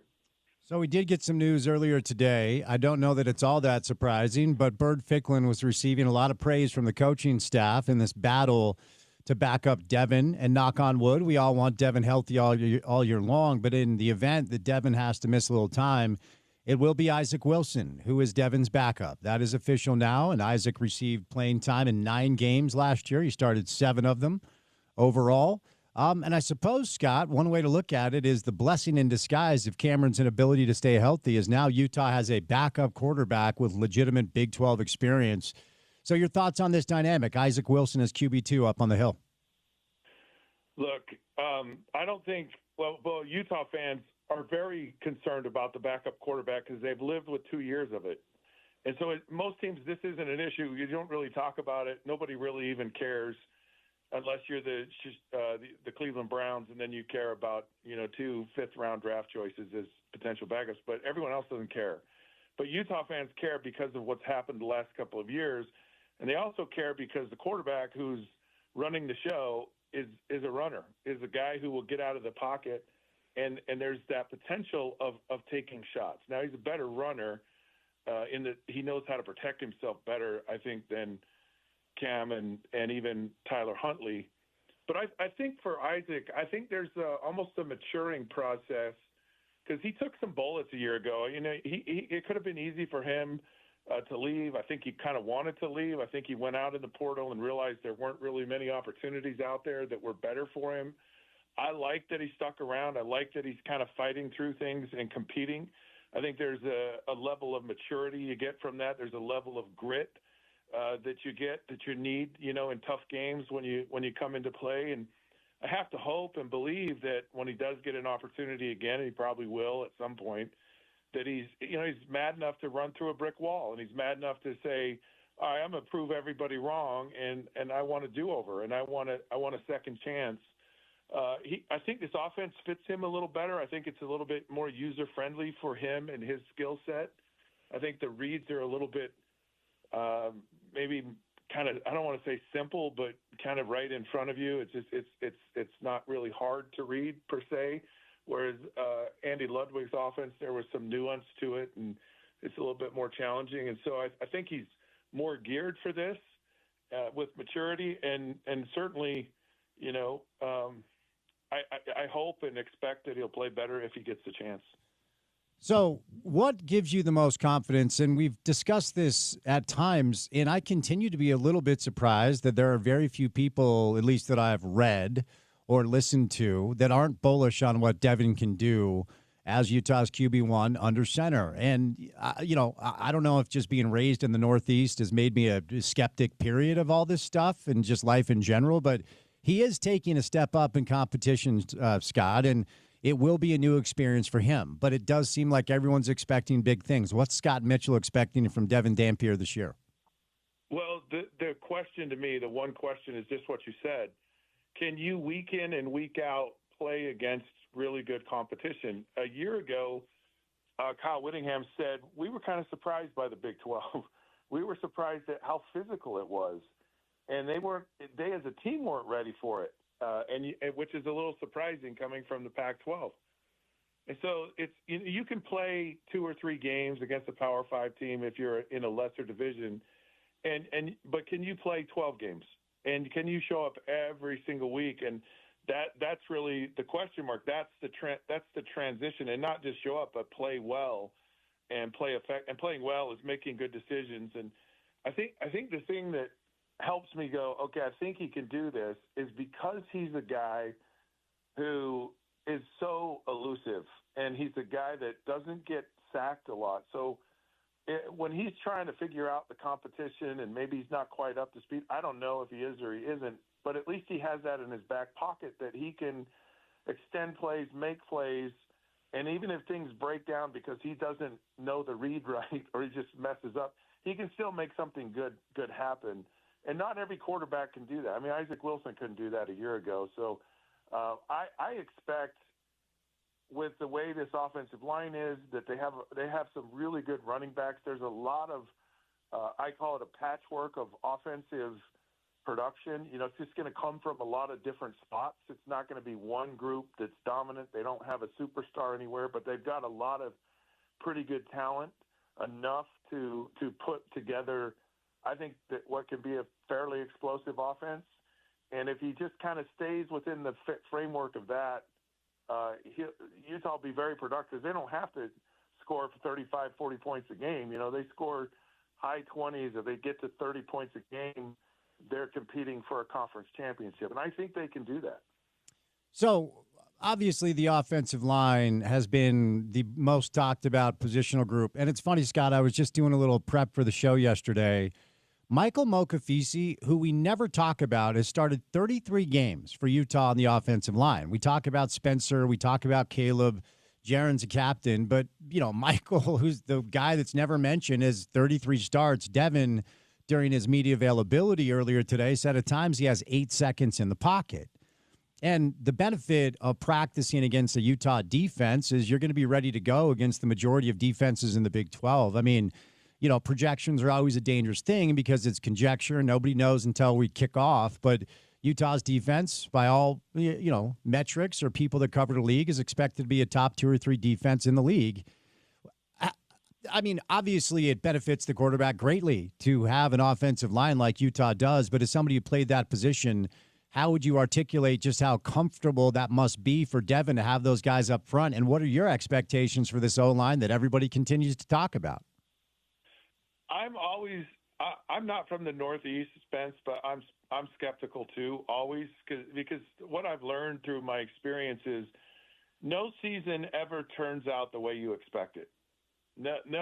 I mean, you look at Texas Tech, and they went and spent a grundle of money, and they've already lost one of the key players they got in the running back, the Joyner from USC. They haven't even played a game. They put all this money into him and other players, and they get no benefit from that. And so the point is that I'm really hopeful for this offensive line. And, I mean, they are good, and they do look good. And this team offensively, if you watched them like early in the spring, You watched them as spring went on, and by the end of spring, and then you watch them now, and they've just gotten better and better and more comfortable with what's happening. Everyone has offensively. You have to feel pretty good about it. There's nothing like experience. There's just nothing like it on anywhere. And if I'm a guy with that offensive line, I'm like, come on, guys, let's go, because everything happens up front. Everything. It always. I don't care how great your skill players are. If you're not good up front, when I call these games, for Utah, I spend a majority of my eyeball time on the line of scrimmage. I really kind of help myself to try to really look and see who is winning that push, and who is getting beat, who isn't getting beat, and where. And I can tell very quickly how the game's going to go by the way those guys look up front. So those offensive linemen are huge. I hope that the offensive line isn't one of those things that it doesn't turn out the way you expect, because we expect that line to be great, and I hope it is. Again, you got to keep everyone healthy, and they got to play up to that potential, and that's hard sometimes. So I'm very hopeful. It feels to me, Spence, like the chemistry and just all the stars maybe are aligning in the right way. You've got this offensive line, you got this dynamic quarterback, you've got some really good players in the running back room. They do have some talent at wide receiver. They've got talent. They've added talent at the tight end position. It feels potentially like it could be a very, very good and explosive football team. And that might be the way people don't think, because nobody's necessarily picking Utah to win the conference. People like Utah, watch out for Utah, but they're not definitively saying, like they did a year ago, Utah is the team to beat in the conference. But I think it's going to be a very good year up on the Hill. From a player's perspective, because you referenced the dynamic, last year we all expected them to win the league. And I'm not talking about local media. I'm talking about everybody nationwide. Yeah. I mean, they were the consensus pick. They were the favorite in Vegas. Did everybody pick them to win the league? No, but most people did. And if they didn't pick them to win it, they picked them top 2 or 3. That pressure is gone. From a player's perspective, do you like that, to fly under the radar, or do you want to roll into a stadium with that target on your back where everybody knows you're the team to beat? It certainly depends on your personality. You think of guys like Deion Sanders. Man, he's stroked by people telling him how great he is. Like, he loves it. Like, he's in the limelight. And Coach Whittingham wants to be a troll in a dark hole. He doesn't want anyone to talk to him. He wants to be such an underdog. He wants to be hated, reviled, chip on your shoulder, nobody gives us respect kind of guy. And that's my top reason why I think Utah's going to have a good year, is I think everyone's forgotten about this team. I really do. I think they're like, nah, you have to say, well, watch out for Utah, because historically they've been good, the last several years, and they've had a very stable coaching position, situation. They're always very good defensively. If they get it together offensively, watch out for this team. But I think Coach Whittingham really likes the let's just be forgotten. For me, it's really the personality of the team. There are teams that just they flourish when they're well thought of. They just do. But there are some people that are like, I'm not comfortable. And like, I think a guy like Michael Jordan flourished with, I think he tried to create drama just to motivate himself. So he tried to be a guy. He's like, I don't want you to tell me how great I am. I want someone to disrespect me. I want someone to tell me I'm garbage. I used to play golf with Dan Marino. It was the same thing. It's like, if I got really competitive, like, I'm going to kick your trash today on the golf course, Dan Marino, like watch out. But if I sat there and said, oh man, you're piping the ball today, you were just like on fire, I had a better chance with Marino. And so it's just funny. It's just different personalities, different coaches, different styles like to be stroked, and some people don't. What does what does a successful trip to the Rose Bowl look like for you, Scott? The Utes are a 6.5-point favorite as of now, and maybe that line changes over the next 11 days. Not a lot seems to be known about this UCLA team because it's a brand new squad. It's a brand new quarterback. It's a very young head coach. So on that plane coming home to Salt Lake, what feels like success to you?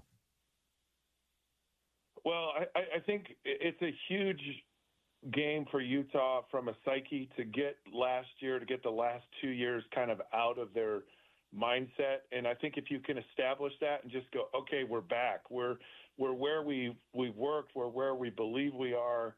And I think that game can go a long way to proving it, because you're not really going to get that sense from Cal Poly or Wyoming, because those are teams you're just going to absolutely beat. But if you beat a team that's a good team, the quarterback is like one of the top quarterbacks in the country, and he's new to the situation. He's got to figure things out as well, and he's got a lot of personnel people that he's got to get familiar with, a new system and all that. But he's very talented.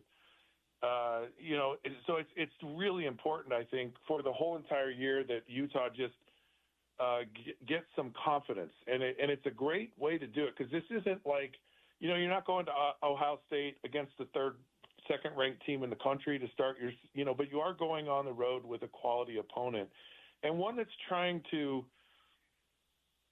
become relevant in the Big Ten. It could be really easy for UCLA to just kind of disappear, almost like Nebraska disappeared when it went into the Big Ten, and so they're going to be fighting for relevance. But and I think it's also for Devin Dampier to just go, okay, I believed I belonged here, but now I know I belong here.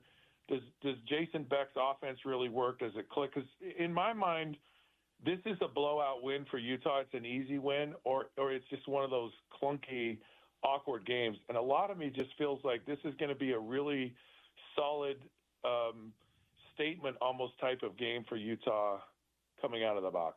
Asked Bill this yesterday. I want to kick the tires with you on it. According to CBS Sports, Utah is the third hardest schedule in the Big 12, and that's conference schedule. Do, but they do, Scott, get all three of the top 25 teams on the schedule in Salt Lake: Texas Tech, Arizona State, and K-State. But here's my question: what are you willing to say about where you think Utah is prior to their trip to BYU? It's the opener at UCLA. It's home against Cal Poly. It's at Wyoming. And then they open up league play against Tech here in Salt Lake. Then they're at Morgantown, West Virginia. Then home against Arizona State. That 6-game stretch, what are you willing to say about where you think Utah is prior to the BYU game? See, those non-conference, they're going to win all of those. I like getting Texas Tech early on in the year because they may have talent, but I'm telling you, it's going to take a while to figure things out. They did lose the running back. Texas Tech could be a really good team by the end of the year. I think if you're going to play them, the best time is early, which I like, and it's at home, and it's the conference opener, and it's going to be a big game. Going to Morgantown, you're going to have to travel somewhere. I think it's the same kind of situation. It's easy. I think it's a team you can beat. They're going to be better. Rich Rod kind of has his thing going on there, and he's good at it, and he's kind of returned home. But I like that. I think there's a bye before the Arizona State game. I think there's going to be some massive excitement about Arizona State because they're the team that has the bullseye, and they beat Utah last year, and that never sits well with Kyle Whittingham, and he's gonna have a statement. So you're going to see just some really great effort. But you beat Texas Tech, you beat Arizona State at home. You're easily inside the top 25 at that time. And now the conversation is going to be about, where Utah might be the front runner in the conference at that point. And that just makes the whole BYU game so exciting. That's why I love where the conference is now and that these two teams are in the same conference. They're going to start a true freshman at BYU, and that's going to come with its challenges. And quite frankly, I'm excited about that because, there's just a lot of mistakes that happen with true freshmen. So I think Utah could be in probably the best position that it could be in at that point. I hear you about the third toughest schedule, but I like how it's laid out, and there's not a part of it that just is overly concerning. Maybe going to Baylor later in the year, but just how the bye weeks play out, where and when you play the tough teams, I think is very favorable to Utah this year. Scott, thanks for the time, man. Always appreciate it. Be safe, and we will get you back on again soon, okay? All right, look forward to it. Thanks. All right, Scott Mitchell, former Utah quarterback, played in the NFL for a number of different years. Always appreciate his time. 11 days out, man, 11 days away from game day, and just a few days away from game day for college football, as it is week 0, and a big one in Dublin. Our guy Chris Camerati will be on site between K-State and Iowa State. I want to let you know you can give the Dish Pros a call at 801-424-DISH to make the switch to Dish and also save a bunch of money on internet solutions as well. We will catch a break, and coming up on the other side, we'll bring in Dave Fox live in studio. I'll be on TV with Dave tonight at 10:35 on KMYU. We call it 5 Questions with Spence. Then we'll get to the 5 o'clock hour of the show, all before we say goodnight at 6 o'clock on a busy Tuesday drive. Good to have you along for the ride right here on ESPN 700.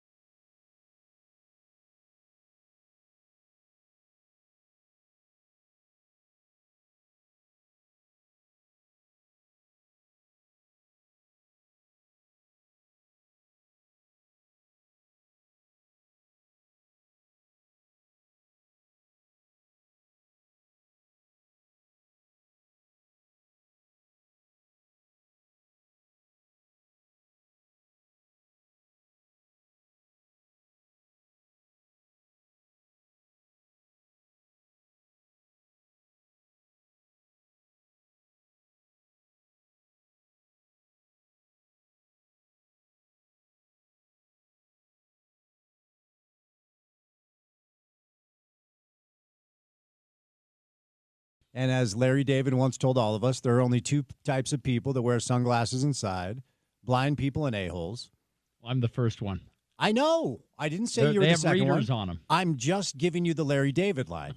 And then we come back in from break. Dave Fox always chooses his own bumper, and we got a couple of rock-on signs with a hand. And I was just hoping our YouTube viewers could see you sitting there with your sunglasses on, but you have taken them off. I can throw them on for a second. But they do have readers. And you put them on. Wait, hold on. I had you put them on. Yeah. And you could see, Hold on. So, like, if you're reading, like, a cell phone like this. Hold on. Look at me. Oh, that's so good. That is so good. And the print's really small. Yeah. Are you nearsighted or farsighted? It's neither. It's just I can't see small. They're readers. So have you know what that means? So yes, my thank you, vision Dave. is perfect like this. Like I can read everything in here, but small print like a newspaper, if you still had one, or a text, it's easier to read with readers on. When did you have to start using readers? I'm not even kidding you. It's like the day I turned 40. I mean, I woke up really at 40, and back then we still had newspapers, and had trouble reading the paper. So you've been using overnight. You've been using readers for 42 years. Yes, that is wild.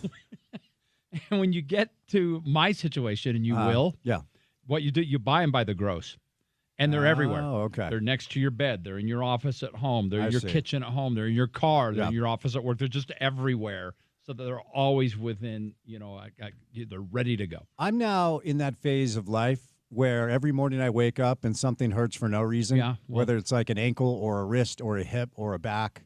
Like, it's one thing if you hurt yourself exercising. It's another thing if you wake up and you're like, dude, what is this? Why does my right ankle hurt for no reason? I'm in that phase of life. Well, physically, you're older than I am because I really don't have a huge problem with that. No, I'm the not, eyesight thing. I challenge you to a shirt-off challenge, Dave. Let's don't do that. We'll put it on. Let's don't do that, he says. How are you, man? What's going on? Good to see you. I'm doing well. Welcome back from Indiana. You finally had the decency to go visit your brother. I did. He all but begged you. Well, I mean, he guilt-tripped me because I hadn't been back there. Carmel, Indiana, lovely town. Nice? And really nice people, beautiful spot. The Midwest, to me, is like, it's like Americana. Everyone's super nice, and it was good to see him. And they have 6 children, David. And all of them, like the oldest are twins and they're 12 and 13, and the youngest are babies and they're twins. So we're talking about 6 like young kids. And, I'm the oldest of 6, so Dave and Deb had to deal with it. And, there were 6 kids under the age of 14 at one point. I have a child. I have no idea. You contributed 1. I contributed 1. I got it started, and I said, okay, now the rest is up to you. And they've done their job. They are They are replenishing the earth, certainly. I believe we have 22 grandkids now, and only 1 is mine. I don't know how people do it with that many young kids. I mean, I love all those kids. They're super sweet, but I'm the uncle, so I can play with them, then go to bed. But you got to do the whole thing every single day. That's an energetic ass. When did the twins pop in that group? Were they first? So first and last. They're 2 sets of twins. Oh, 2 sets. Yeah, the bookends. So right there you go. So you're talking about 4 pregnancies, but 6 kids. Correct. So Thank you for doing that math, Dave. Yeah. So my youngest daughter had 1 child at the time and thought, well, maybe I'll have 1 or 2 more. And boom, she had twins. Okay. So maybe she probably have another one. But that really kind of helps. I mean, they're tough when they're really little. Yeah. But it's got to be fun and gratifying when they get older. How many grandkids in the Fox abode 9. these days? 9 grandkids. Yeah, 3 daughters, each have 3. Andrew appears to be satisfied with dogs. Andrew, Fox out of box is not replenishing? Nope. Oh, wow. Do I need to DM him on Twitter while he's arguing with BYU fans? Or that would be nice. Okay. Do whatever you can. Okay. Well, what's the latest with you? It's football season. Yeah. So obviously it's high speed ahead over at KUTV. Yeah, we're 1 weekend high school. You're not a big high school guy, but we had a fun opening weekend, and we got a fun week this week because Friday we have a team from Nevada coming in playing Skyridge. So I think that's going to be fun. Liberty, Nevada against Skyridge. It's interesting. In 2 weeks we have another Liberty team, but they're from Arizona. And they're playing Corner Canyon. And it's the state champion, Liberty from Arizona, against the state champion from Utah. So a unification bout. But it's fun. We're enjoying it. And but like you and everyone else, I can't wait for college football to get going and the NFL. Yeah, and we are 11 days away from kick for our local teams, but we're just a few days away from week 0. Like, we're there. Yeah. It is here. Thank goodness. Yeah, I cannot wait. Love the NFL, of course. Actually, let's start there. NFL or college? Old school sports talk radio topic. If you had to pick one. Okay, if I had to pick one, can I caveat this just really quick? Yeah. So one thing, For college, I really need to have more of a vested interest in my, Yeah. For NFL, I'll watch anything. Yep. I love NFL. Like last night, I watched the Bengals For sure. and the Commanders. Yeah. and it was fun to watch, especially in the first quarter when they were playing their guys. Obviously, as you know, Porter and I were hopeless Cowboys fans. Yeah, you are. Porter, this whole Micah Parsons thing's looking bad, by the way. He's not paying attention to that. Yeah, it's not good. It's today. The headline was they're headed for a divorce. The Cowboys dealing with contracts long term is I don't even know what to compare it to. Terrible. It's a train wreck. Jerry Jones. So Jerry Jones, and my father worked with him at Legends for a number of years, so they got to know each other. I think he's aging very poorly. Oh, extremely. And I'm not talking about physically. I don't give a rip of what an old man looks like, but like cognitively, because he was interviewed at the grand opening or the grand launch of the Dallas Cowboys documentary that I think it's coming out tonight on Netflix. And he was asked about the noise surrounding Micah Parsons, and you'll have to go back and look at his response because it was weird. Yeah. He was like, I well, read something about that. he's like, all I want is people paying attention to us. And if we don't have attention, then I will create attention. Something like, I'm paraphrasing. But it's like, that's the exact opposite of the approach that you should take as the owner of a football team. And look, the Cowboys are the Yankees. They are the Lakers. Like, they have a built-in advantage because of how big their brand is. It's such a monumental failure of ownership that it has been how long since they were even in the playoffs? Well, remember, they won all those Super Bowls in his first few years of ownership and then just collapsed. Well, I guess they made the playoffs a few years ago and lost in the first round, but it's been like 25 years since even a conference championship game? Yeah, it's brutal. And as a Cowboys fan, and by the way, it's fandom you can't get rid of. You're a fan of the Jets because you grew up in that area. Right. You're not a fan because you had a layover in the airport and bought a hoodie, like a lot of people are. Yeah. I grew up in Dallas. So you can't – I'm not sure people that flip-flop from team to team understand you can't get rid of that. Yeah. It's ingrained in you. And I'm stuck with it, but I'm fine with it forever, just like you are with the Jets. So it's not like you could move on and, we just have to write it out and hope for the best. I don't think people fully understand how important ownership is. I mean, it sounds dumb to say because obviously you need a good owner to make sure that you're winning games. But the Cowboys thing really reminds me more of the Knicks, right? Because for 25 years, the Knicks finally go to the Eastern Conference Finals last year, and Jim Dolan, that idiot, fires the head coach, fires Tom Thibodeau. But like Dallas, there was like a 25-year gap between anything that was even kind of exciting. And if you are the New York Knicks, if you're the Dallas Cowboys, you have innate advantages over your peers. You should be able to take advantage of those. It's wild to me that Dallas hasn't been able to do that even kind of. Look at the Commanders. Same thing. The ownership, complete disaster. They get new owners in there. They're already, in the playoffs last year, a game away from the Super Bowl, and things look good this year. So you're right. You cannot underestimate how important that is. Your dad was a franchise owner for a number of years and had a lot of success everywhere he went. Yeah. So he means everything. He was always one to just hire good people and let them do their jobs, and give them the support they needed. Unfortunately, he does not have Jerry Jones oil money, and that would be nice if he did. And if he did, I wouldn't be doing 4 hours of sports talk radio every day. Nonetheless, let's move on. Okay. All right, Dave. To answer your question, NFL, just about anyone, college, Utah, BYU, Utah State. That's what I pay attention to. Fair enough. I'm an NFL guy. I think, and look, I love college football as well. Just give me the best athletes in the world playing the sport that I want to watch. Exactly. And here's the other thing, and you know this.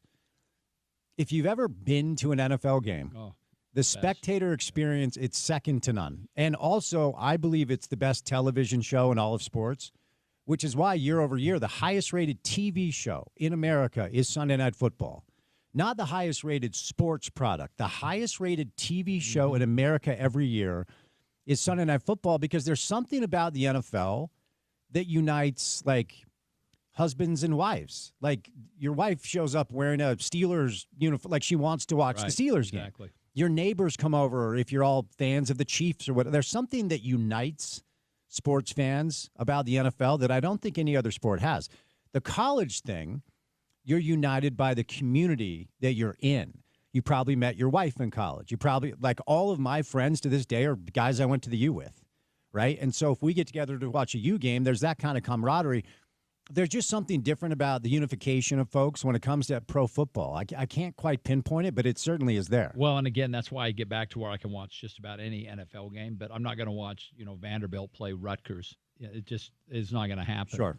And, the other thing is, too, you're right. You see a little bit. I love it when the families have, mixed fandom. You don't see a lot of that in college. Mm-hmm. You do a little bit. It's pretty funny when you get a BYU and Utah split family, but then again, you get to our family. I don't know why, but Fox on a Box is a Vikings fan. He has no reason to be a Vikings fan. I don't think he's even been to Minnesota. Huh. And I raised him as a Cowboys fan. I even have video of him when he was 7 or 8 wearing a Cowboys jersey. Mm-hmm. And suddenly now he's a Vikings fan. But I just absolutely love it. And you know what? The NFL does a great job of running, you said this, the game, and keeping things on schedule. Every Sunday there's games at 11 and 2:15 or 2:20, and they're pretty tight on those. There's some outliers. College can go on forever, and I don't mind that if Utah or BYU or Utah State are playing. But I like the efficiency with the way the NFL runs its teams and its games. The other thing the NFL has always done, and they were ahead of the curve on this, and I honestly don't know if it was intentional of the NFL, but I just think it's benefited them over the years. Now every league on every level is in bed with a gambling company, in bed with a betting app, right? DraftKings, FanDuel, we're a Prize Pick show. We all do it because the business is the business. It is what it is. But prior to this widespread acceptance of sports gambling, I'm entering my 28th year of a fantasy football league with my college friends. When I was visiting my brother and his wife, they've got 2 boys that are 12, one who's 10. And they were doing a fantasy football draft on Sunday night. And the NFL got ahead of the curve on gambling because, yes, if you play in a fantasy football league where the buy-in's $10, the money's not all that big, or maybe it's just dinner on the line, you're still technically gambling every week with your fantasy football team. And that's been around since the 80s. And fantasy football kind of sparked this level of intense interest to folks unlike any other league. So I don't know if they fell backwards into it. Now there's live betting in basketball and baseball, and people love to do that. I don't condone that because it's not a great approach. But if you play fantasy football, even if there are pennies on the line, you are technically still gambling. And with that serotonin hit, you're just more engaged on football every Sunday. That, to me, is another piece that the NFL got right really early on that really motivates people to watch the games. Well, 2 interesting points on that. One, ESPN now does that 24-hour show that runs all night long that's strictly about fantasy football, and they're drafting their teams and everything. Never would have happened 10 years ago. Now, and forgive me, I don't remember the name of this, but there was a documentary on not long ago about a guy who was doing online gambling, providing it for people, I guess you could call it offshore. Mm-hmm. And basically he got shut down and, lost everything that he had, lost his money. And the NFL got behind shutting him down. And now they're all on board. I guess it's a little bit like NIL versus 10 years ago when you get, SMU gets the death penalty for stuff that is perfectly allowed now. But they have adopted it nicely. Yeah. Full-on sponsorships, teams in Vegas we thought would never happen. Yep. No, I mean, the money is so stupid that, and part of me fundamentally pushes back on this. The NFL does not need gambling revenue. They really don't. Well, they don't. Yeah. But the money's so stupid that ultimately it's hard to turn down. If some sports book opens up their books and they're like, "I'm going to write you a check for $100 million to be your partner," it's hard to say no to that when your job is to create revenue for your company, and that's the job of the commissioners. Well, and you may as well be transparent because everyone's doing it anyway. So you take it away from being illegal to, you know what? It's kind of like, you just see note that's come up. I don't mean to change subject here. Is on the reporting of injuries that now, and I'm sure Coach Whittingham doesn't love this, but he's always said he would abide by it. The Big 12 or there's several big conferences that are requiring weekly injury reports, daily injury reports like the NFL does. And coaches have said for years, this is actually a good thing because before when injuries were kept quiet, you had wise guys calling up people in your program, and that's where you start getting into trouble that are trying to set lines and figuring out who's playing and who isn't. just be transparent about it, and you don't have to deal with that. Yeah, but Kyle also said today that he's not releasing depth charts anymore. I mean, I knew that he would find a way to circumvent the mandate. And, but he still has to release the injury report. Yeah, but, only for Big 12 games. But if you don't have a depth chart, and you see because the other thing he'll probably do is smudge a little bit where half the roster is probable, the other half is questionable. Like, he's not going to do this in lockstep. You got to be careful about it. I don't know, man. Look at the NBA. That's what I'm saying. Like, this has been mandated in the pros for years, and there are plenty of organizations that circumvent the mandate. And I thought Kyle would find a way to do it, and he told us he did today. That's what that is. No depth chart. That's what that is. But to your point, I think the broader picture here, I would imagine part of the motive, like the treatment Cameron Rising received in our market last year is embarrassing. Yeah, not by everybody, but by some people, because here's what happens, okay? You put a $500 bet on Utah to beat K-State or whatever, right? Then you show up to the game, you're sitting in your seat, you're like, okay, I feel good about this one. First offense rolls out, and Isaac's under center and Cameron's not.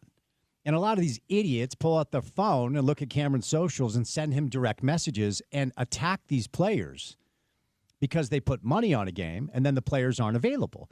So now if you have that information prior to, you still probably shouldn't be an idiot, right? And probably shouldn't mortgage the home to see if you can, double your money on a Ute game.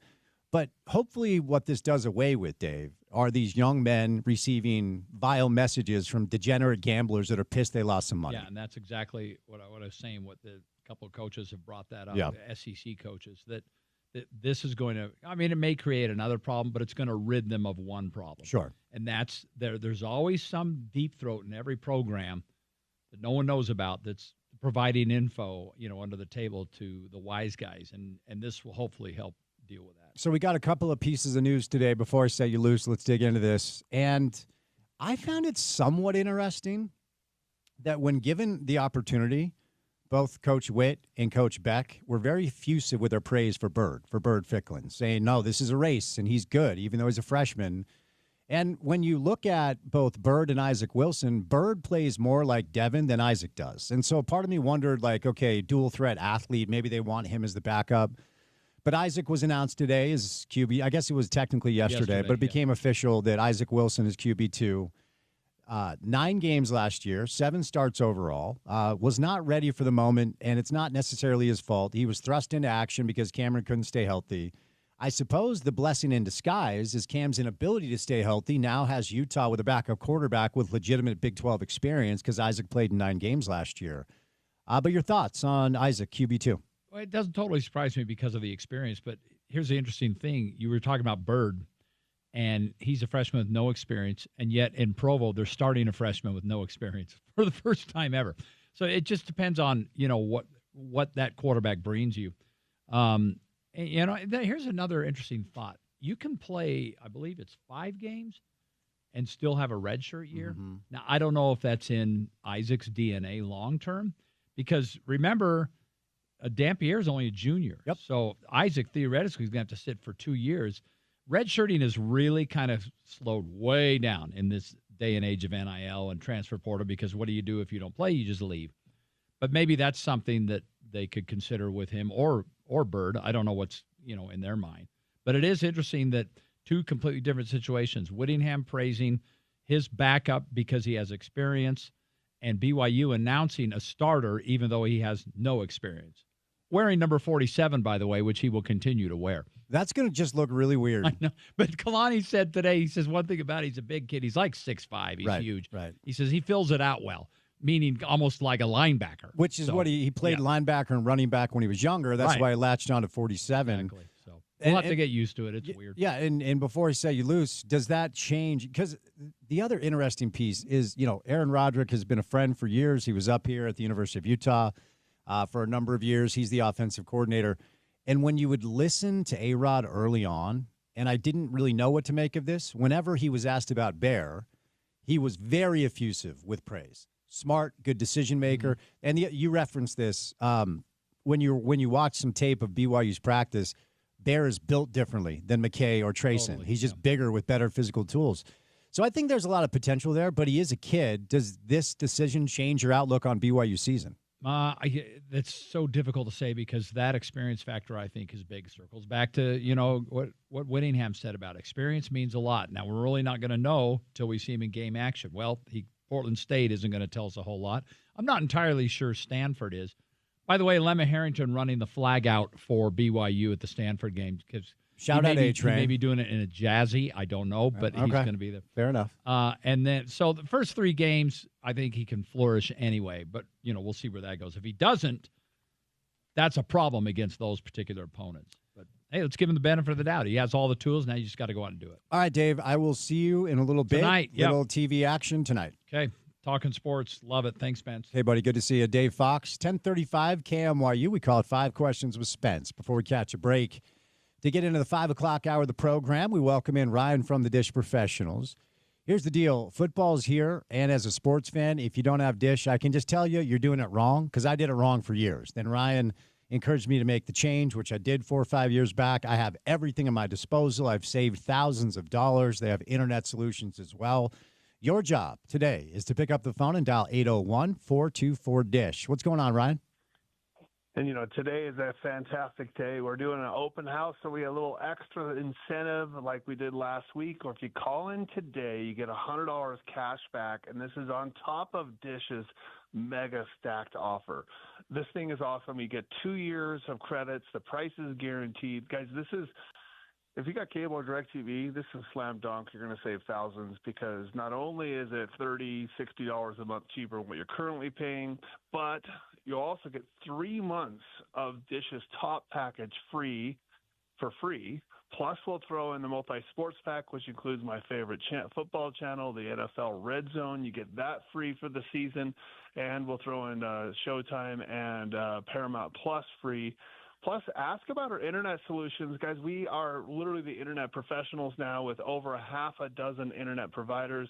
Call us up. We can literally lay out all the options of all the providers that are in your area that work for you, tell you what the prices are, and we'll get you the best price. Save you money on that along with the TV.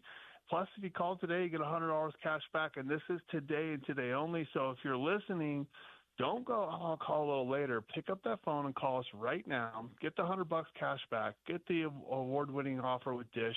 Plus, we'll throw in all the great promotions and help you with the internet. Just call 424-DISH. It's 801-424-DISH. All right, Ryan from the Dish Pros. 3 hours down, 1 hour to go. The 5 o'clock hour of the program comes your way next, right here on ESPN 700.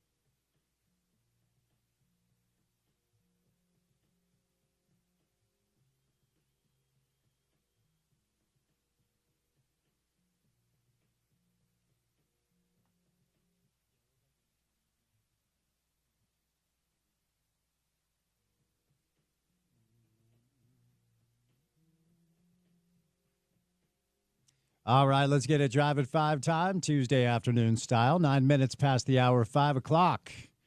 Happy Tuesday to you. It is a beautiful Utah summer day outside. Yeah, it's still summer.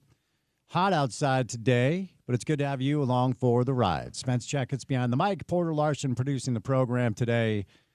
Behind the glass, we will bring in Scott Mitchell to talk some Utah football as we are 11 days away from our local teams kicking off. Now, we are actually in the midst of game week for college football as week 0 gets rolling this weekend, a big one in Dublin, a Big 12 matchup in Dublin, Ireland. It's a 10 a.m. Mountain Time kick on ESPN. It is Iowa State and Kansas State. Our guy Chris Kamrani will be on the ground. So week 0 is here. College football is here. Then, of course, 11 days away from our local teams kicking off as University of Utah will be at the Rose Bowl, taking on UNLV. Brigham Young welcomes in Portland State, and Utah State will entertain UTEP up in Logan. Some news of note today at the quarterback position for both BYU and Utah. For the first time in the history of BYU's football program, a true freshman will be starting for the opening game. Now, 7 true freshmen, as far as quarterbacks go, have received time down at BYU, but none of them have started opening day. But Bear Bachmeier will change that. The true freshman who spent his spring football at Stanford will be BYU's starter. It looks like McKay Hillstead's going to be the backup, although that has not been announced just yet. Bear spent his spring, as I said, in Stanford, was not at BYU up until fall camp, and was able to win the job. So we'll see how it plays out. Obviously, a lot of risk playing freshman, but Portland State is a very soft landing spot. Certainly a home game is a good thing for Bear. On the University of Utah side of things, one of the positional battles has also been settled. Isaac Wilson, who played in 9 games for the Utes last year with 7 starts, will be the primary backup to QB1, who, of course, is Devin Dampier. Bird Ficklin, as of now, will be QB3. So, high speed ahead to college football, 11 days away for our local teams. Preseason week 3 in the NFL gets rolling on Thursday with the Steelers and the Panthers, and then the Patriots and the Giants. And then a week from Thursday, week 1 of pro football will begin with a Thursday night tilt regarding, or I should say, involving the Cowboys and the Eagles from Philadelphia. So, it is that time of year where a lot of football will dominate our coverage throughout the course of the coming weeks and months as we move our coverage over into that space. Started things off today with Sean Syed for some NFL. Good stuff with Sean from Sumer Sports. Played you some sound from practice. Coach Witt has announced that he will not be releasing a depth chart, finding a way to circumvent the mandate of reporting injuries in conference play. The Big 12 has joined the ACC, the SEC, and the Big 10, as all P4 schools will be required to report injuries both 3 days prior to the game, then 90 minutes prior to kick. We thought Kyle might find a way around it, and this is kind of what that is. So no depth charts available, which is a bummer because I always enjoy the depth charts, seeing where the program is at. So played some sound from Coach Witt, played some sound from Devin Dampier. Dave Fox stopped by live in studio. Appreciate Dave's time. I'll be on TV with Dave tonight at 10:35 on KMYU. We call it 5 Questions with Spence. RSL is back in action this weekend, a home tilt, a home match for the club, and it is a must-win against a really tough Minnesota team. Brian Dunseth stopped by a little bit earlier to discuss a little soccer. But we'll continue the college football conversation coming up on the other side. One of the best to ever do it at the University of Utah. Scott Mitchell is our guest, so don't go anywhere. Keep it right here on ESPN 700.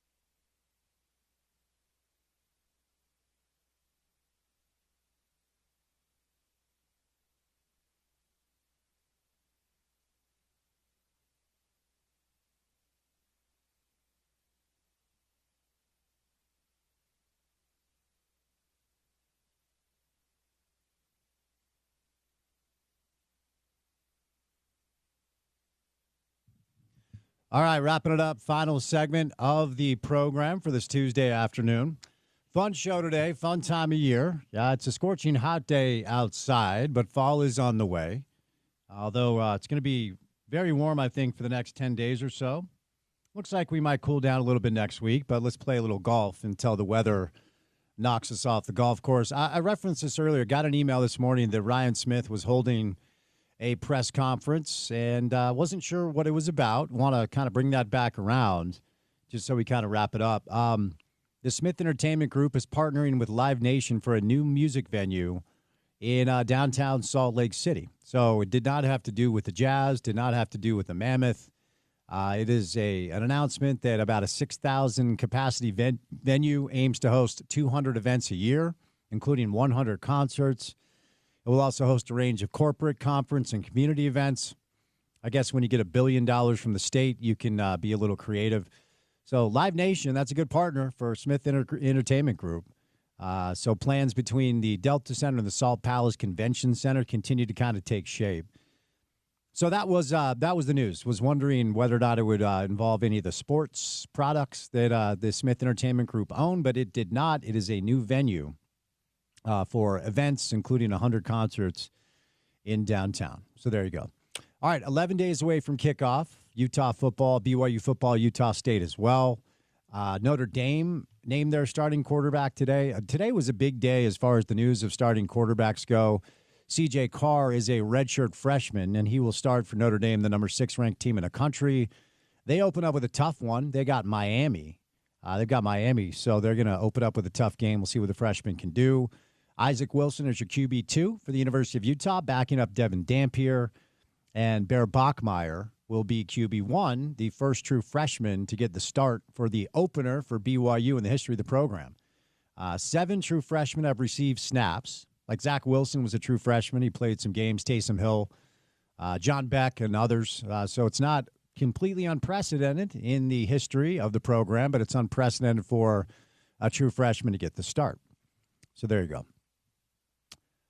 Johnny Cash on the program today. I gave Porter a little Tuesday gift. I figured we'd have more deep tracks because I thought you were like a Johnny Cash expert. Big Johnny Cash guy here. The problem with his discography is it's like so. I mean, there's 1,000 or more songs. I think our radio play has like 12 of them, but I don't know. Even his stuff that's not a deep track is really good, in my opinion. Okay. Do you consume any of this Little League World Series situation? It's been on every day in the studio for weeks. Once the Utah team is out, I kind of fall off. I know that's like very localized and biased of me, but yeah.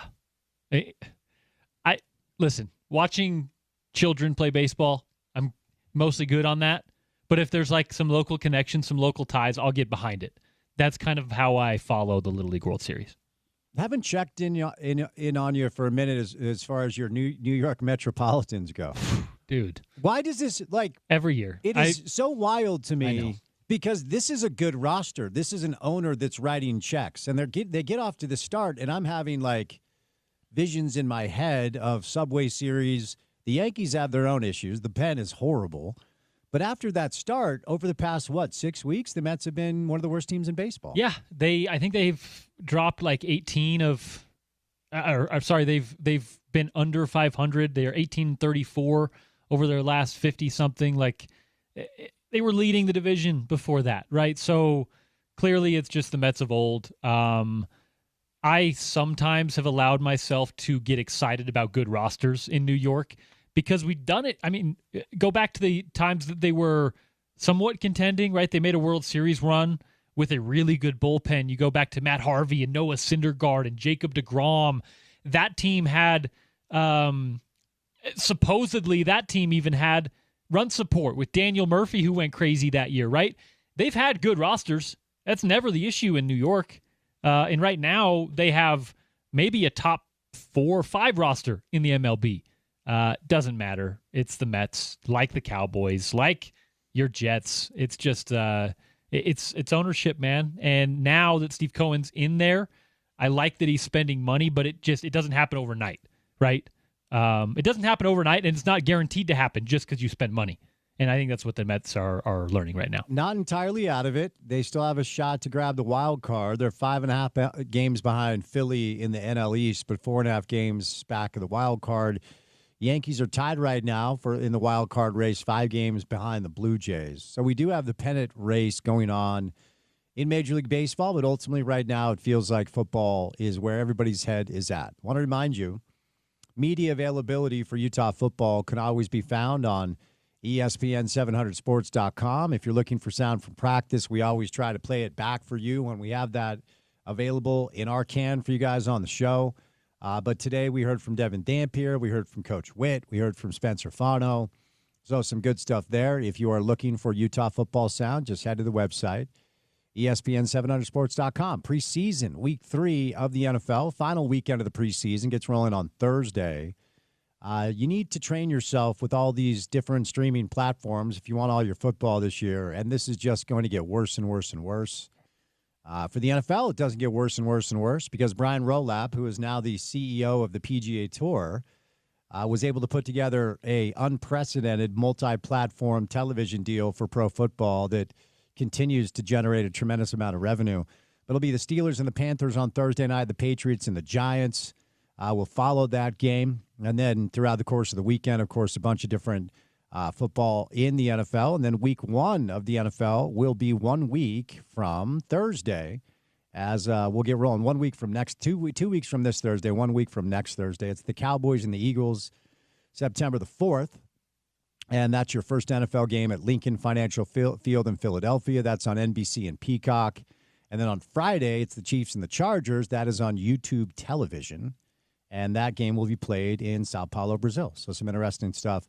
RSL is in action on Saturday, taking on Minnesota. 7:30 kick time at America First Field in Sandy. I'm told that there is a small chance that prior to the secondary transfer window closing on Thursday, that we will potentially hear of maybe one more addition to RSL's roster. 8 games left for Real Salt Lake, 2 games shy of a playoff spot, 2 points shy of a playoff spot. They certainly have some work to do if they want to get in, and then we'll see what happens. All right, Porter, before we get out of here, what comes our way on a Wednesday edition of the show? On a Wednesday edition of the program, halfway through the work week and halfway closer to the weekend, we'll chat a little bit of college football. A lot of college football, actually, on the show tomorrow. Kyle Bonagura joins the program, our friend from ESPN, who will join us weekly-ish through the college football season. Matt Brown, maybe more off-the-field stuff with our friend Matt Brown of Extra Points. We'll check in with Tony Parks on a Wednesday, and maybe, he's in the doghouse a little bit today, but we might check in with Pablo Mastroeni. Well, typically when you are awarded a straight red, you miss your appearance, and then you're suspended for your next appearance. Right. It's usually how that goes. Cleats up. 2 foot, two foot, up studs up tackle. Is that what you're saying? Yeah, it was a real straight red there. It was. So we'll see what happens, but that'll be a fun Wednesday show. And with that, we'll say goodnight. Special thank you today to Sean Syed, as well as Scott Mitchell, Dave Fox, and Brian Dunseth. A lot of football on the show, a little soccer on the show. If you missed any of it, just go to the website, which is ESPN700sports.com. Make sure to download our mobile app and take us on the go. That ESPN 700 app is available in the App Store, Google Play Store for free. And then for what we do in our space every afternoon, our show today and every day is up on our podcast page, and it's the best way to listen to the show because you get to listen to whatever part of it you want to on your time. If you're busy during the afternoon, you get home at night, you're walking the dog, you're doing the yard or whatever, pull up the podcast page and then choose which portion you want to listen to. Best way to do it, digital consumption is the new way to consume media. So it's called The Drive with Spence Checketts. It's available wherever you get your shows. While you're at your preferred catcher, do the search, then follow and subscribe. And if you do us a favor, say some nice things in the comments and give us all the stars they allow. It actually does help. It's why literally all of us ask you to do it in this space. For Porter, I'm Spence saying goodnight. Have a great Tuesday evening. I'll be on TV with Dave Fox tonight, 10:35 KMYU. We call it 5 Questions with Spence, and we'll talk to you on a busy Wednesday edition of the program. And as always, you can catch that right here on ESPN 700, 92.1 FM. We are proud to